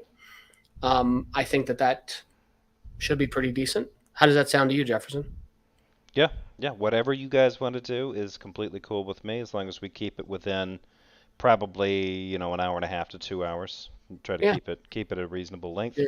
So everybody save some coffee money up for Jefferson and hit him up with super chats with questions next week, because that'll be great. Don't forget about my 25% Jefferson. And I'll bring it to you when I visit. When there I you go. visit. Kidding, of course. Kidding, of course. But yeah, and if something like that is acceptable, Yahweh, then we'll just run with that. I think it's decent rather than just because if we just go like opening statements and then rebuttal, there's not much time for us to interact, and it's the interaction that's going to be a lot of fun. So let's just go something like that. And now what I'm going to do is I'm going to go and see my lovely wife for a little bit, and start my debate prep because I'm already sweating a little bit. Yeah, you should. Randolph, thanks us both for this. Thank you, Randolph, for checking in. Thanks for reminding people to like and all that good stuff. Your way. Sorry, I didn't. Yeah, we're not going to have time to bring in. Michael's got to go. But if you can, keep trying to send him an email. Michael, the 3 attempts that he made with me, the third one did come through. It showed up late. It did show up in my spam. So Really? yeah, if you. Well, I'll have a look again. I got a pretty. I don't know. I'm gonna have another look while we're live. I'm gonna go in my junk folder. Nothing in my junk folder. He says, "I will become atheist if I lose the debate." I don't. I'm a doxastic and voluntarist. I don't think that you can't. Yeah, you can't. You can't say that. Yeah, you can't choose your beliefs, friend. But Michael Deaton writes, Shannon Q literally laughed him off of Talk Heathen. Yeah, that tracks. That sounds about right. Yeah. That's saying a lot because Shannon is very. Yeah, she's so nice and congenial. For her to laugh you off like that, that's not great, friend. Anyway, this is gonna be fun, man. I am gonna go now. Jefferson, thanks so much for agreeing to host this for the hours and hours and hours. Hopefully, everybody watching have been entertained. Yeah, hopefully. Anybody watching this, please you can send me an email to ca@rogers.com. Love to have a conversation with you on our podcast. And I guess next Monday night, I can almost hear Michael Buffer, with that famous. Michael, I've got an idea before you leave. If we're gonna do that debate, we do that and set that up. I'll host it. You guys have it. We cap it off. If you want, because you had mentioned me coming onto your podcast, we set up a time. I come on the podcast. That's when we discuss. We do like an after show discussion, maybe, of your conversation with him on the podcast. Oh, done fucking deal. Yeah. Okay. Yeah, that might be good. Done diddy done. Yeah. Okay. Yeah. All right, we will do that. But yeah, I guess right now, tentatively, we got 7:30 p.m. next Monday evening. It's going to be Your Way versus Michael, and I guess we're going to be talking about Is Christianity moral? Is the topic of the debate. So yeah, should be fun. And then I'll be coming back to do a review of Tom Rabbit posted a part 2 of that whole of his discussion with Roger Smith on Clubhouse. So I might not get to that tomorrow night. I've got a lot more meetings and appointments going on. So hopefully Wednesday evening I can get to that one. So thanks everybody for the super chats. Thanks everybody for the live chat. The live chat is always fun. I actually find myself getting a little distracted with it from time to time. You guys are great. Yeah, take care of yourselves. Be nice to each other, and like, subscribe, all that good stuff. And as always, special thanks to Michael. Check out his stuff. I've got his link and description for his podcast, I believe, and his email if you've got any questions for him. They're in the description for this video and all the other videos as well. So check him out, follow him, and if you didn't know from the content of this video, you can find him on Clubhouse if you're using that. So, all right, we will get out of here. See you next week. Yeah, yeah. Have a great night, and yeah, keep in touch, Michael, in case if he sends you anything. Yeah, I'm cool with that, with whatever structure that you guys want. If you need me to like narrow anything down or like play referee or anything, just let me know in advance. But yeah, as far as I'm concerned, in this your way, if you're listening, the structure is between the two of you. Hopefully, you guys can sort that out. And if your email doesn't work your way, try sending him an email address. Sending it from an email that you don't use to troll people that might come through as something other than spam. So, yeah. I'll keep checking my spam. Okay. Yeah, that's probably where it's going to be. So, all right, folks, have a great night. Take care. Stay safe. See you later.